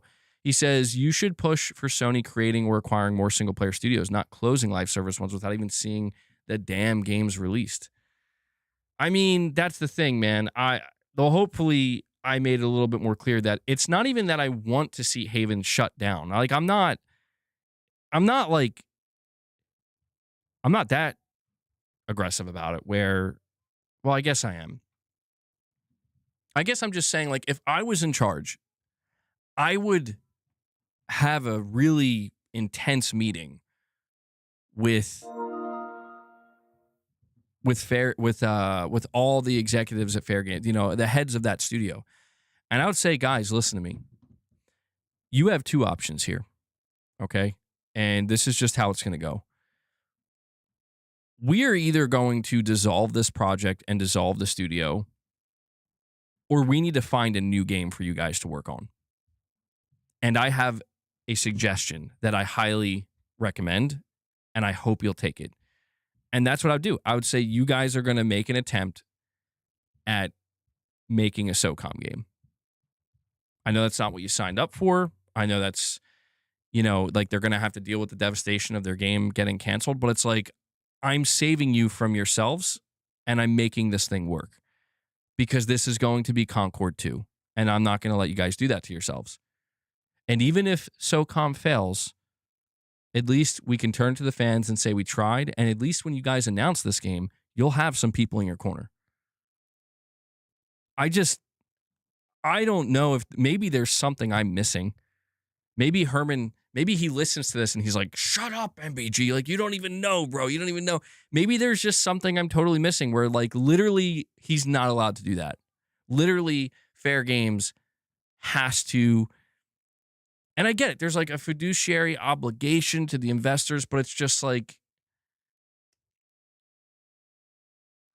I'm just saying the argument that the game should have, when you look at, see, Concord is so important to continue to reference, not because it's like we just want to keep talking about Concord for the sake of talking about Concord. It's not about that. It's just a matter of like, that's such an important reference point to understand that that is literally an example where Sony was supposed to cancel that game before it went out the door. And unfortunately, I'll be honest with you, like, if Sony knew to cancel that game before it released, they maybe could have saved that studio. They could have done exactly what I'm saying, where it's like, okay, guys, like, this is a fucking disaster. We're canceling this game. We're deleting everything involving this, you know, that has anything to do with this game, pretending it never existed, and we're starting over. And we can do that because your reputation isn't ruined yet. We're undoing the announcement. We're announcing we're canceling the game. You guys are going to go silent. We're going to find a project for you to work on. And here we go. You ready? It's going to be a Resistance live service game. First-person shooter. You guys have the skills to make a competent first-person shooter. Let's get it done. That's what should have happened. That's what I would have done. Because again, it's like the other option is go through with this and it's over. Literally, it's over for the game. It's over for the studio. And you just severely damage your reputation for no reason.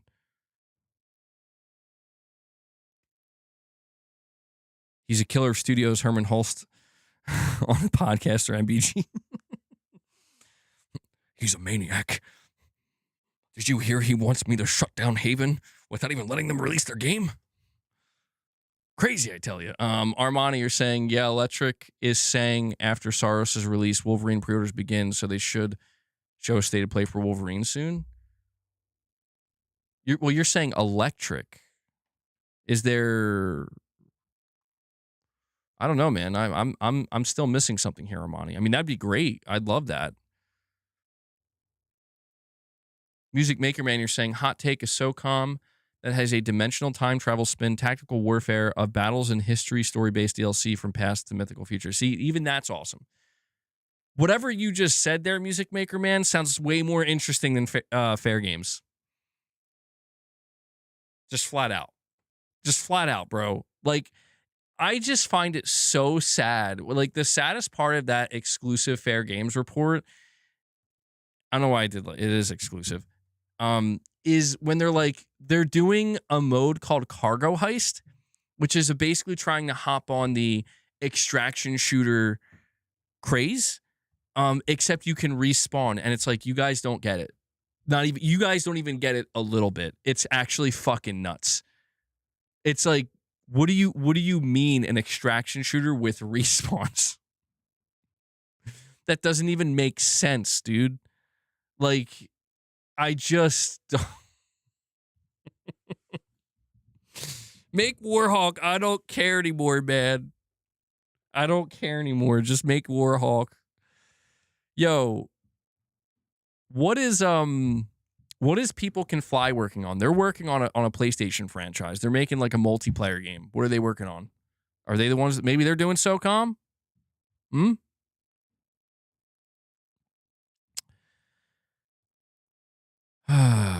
Well, I mean, I know I've been ranting a lot here, but it's just because I just think that Sony, like, there seems to be I don't know if it's a division, but there's a group of people inside of Sony PlayStation that do not seem to understand how much better things could be for them. And like, all they have to do is stop getting in their own way in the name of trying to rush, trying to chase the dragon, you know? And that's what frustrates me, because again, I know that there's a lot of people out there, and trust me, I encounter this shit on a damn near daily basis. I encounter, like, I'm just going to be honest, like, I encounter assholes that are just like, you can't enjoy PlayStation. You can't like anything Sony's doing. You can't have any fun on PlayStation. If you talk about PlayStation, you're just a fanboy. Sony sucks. Everything they do is the worst.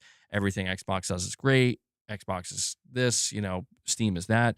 And it's like, I can't even acknowledge that shit anymore, because it's like, well, I'm focused on trying to actually give Sony the, like, good feedback that if they actually listen to, things would improve. And that's the thing is, well, you don't, how do you know how to run the business? It's like, I'm not saying I know how to run the business. I'm saying I know what decisions they can make, what announcements they can make to win people over and give them, like, the day the people who are running PlayStation right now wake up and realize that it wasn't just Microsoft's fuck-ups that allowed Sony to win the PS4 generation. It was the goodwill that Sony themselves conjured up. That goodwill amplified everything. That goodwill is what made people, I mean, genuinely, thoroughly fucking excited to be part of PlayStation. And that goodwill, you know, was burned very rapidly by Jim Ryan. This is why I just feel like, dude, you got to get some of that back, because, yeah, he fucking burned it all. He took all that goodwill that Andrew House, Jack Tretton, you know, all these guys that, and executives, you know, Shuhei Yoshida, they spent like a decade building up carefully. And he just dumped it on the live service pile and lit the match. And it's like, and he's like, I'm still giving you God of War, so you'll be happy. And it's like, come on. Like, this is where I do think Sony needs to wake up a little bit more, man. And maybe they will. It's still early. Like, we don't know what their plans are yet. But I just think that they need to wake up a little bit where it's like, it's awesome that you have Wolverine. It's awesome that you have Soros. Intergalactic's going to be another big single player. You get the Faye game, like the God of War remake trilogy. This is great. This is fucking fantastic stuff. But you guys are still stepping on these fucking rakes that you literally are putting right in front of yourself.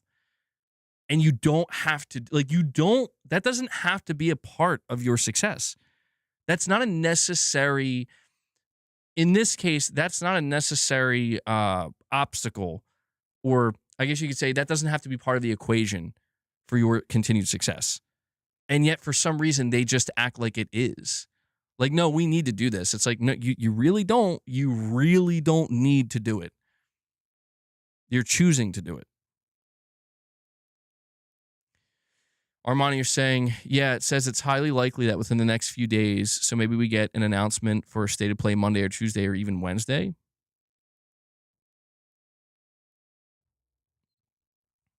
Hold on. I'm gonna Wolverine pre-orders. I'm not.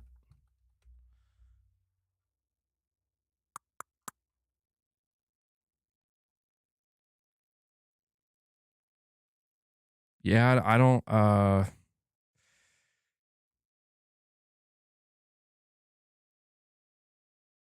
I'm not seeing anything about it. I don't know where you're getting this from, Armani. You said electric, like electric what?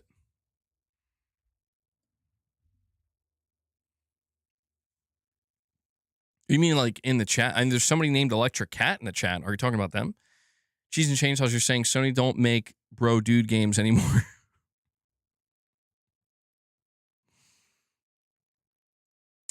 Yeah, we're going to be playing Soros, and the story is going to be about how the main character can't deal with the fact that he's gay. Oh, yeah. No, dude, I think he's just guessing, Armani. Be careful with that. No, we're not.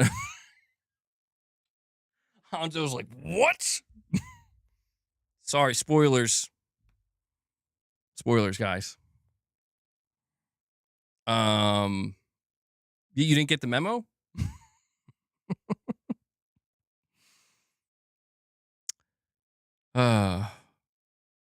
Electric. Well, yeah, he's just guessing. He's speculating. As of right now, we don't know when the pre-orders for Wolverine are opening. I mean, we have to imagine it's going to be sometime soon.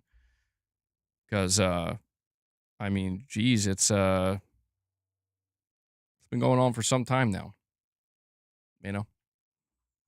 Long time. Actually, we're just getting we're like really close to the launch of Wolverine, so I'm assuming pre-orders will open soon. Within the next month. I'd say probably within the next month. That's my guess. Well, I was just kidding about that. Yeah, no, I don't think. No, I was just making a joke. I don't think that's what. Oh, how funny would that be, though? That would be, dude. I would actually love that, because it's like, good one, Sony. Like, that's so great. Where it's like, we're doing it. Yep, we're doing it. Go for it. Go all the way, bro. Don't stop. State of Play in 3 weeks, perhaps. Well, that was the last topic I had for you guys today. And I don't know that I can continue to rant. So we'll do like a last call here. We've been streaming for about 3.5 hours. I did put a news video out earlier. If you guys want to drop any more support before we wrap up today, if you want to contribute to the member goal, if you guys want to try to hit the member goal before we wrap up, feel free to do so. Super chats, direct donations, any of that good stuff. Now is the time. Armani Coleman, you're saying it's going to be May when you think we will get the State of Play, though, for new gameplay. As of right now, it seems like the most likely time frame for the next State of Play is late May, early June. That's typically when Sony does it. There was some confusion in between, though, because there were rumors that we were getting a State of Play in April, but that obviously didn't happen. So, you know, we're back to the tried and true late May, early June window. And thank you for the super chats, Armani.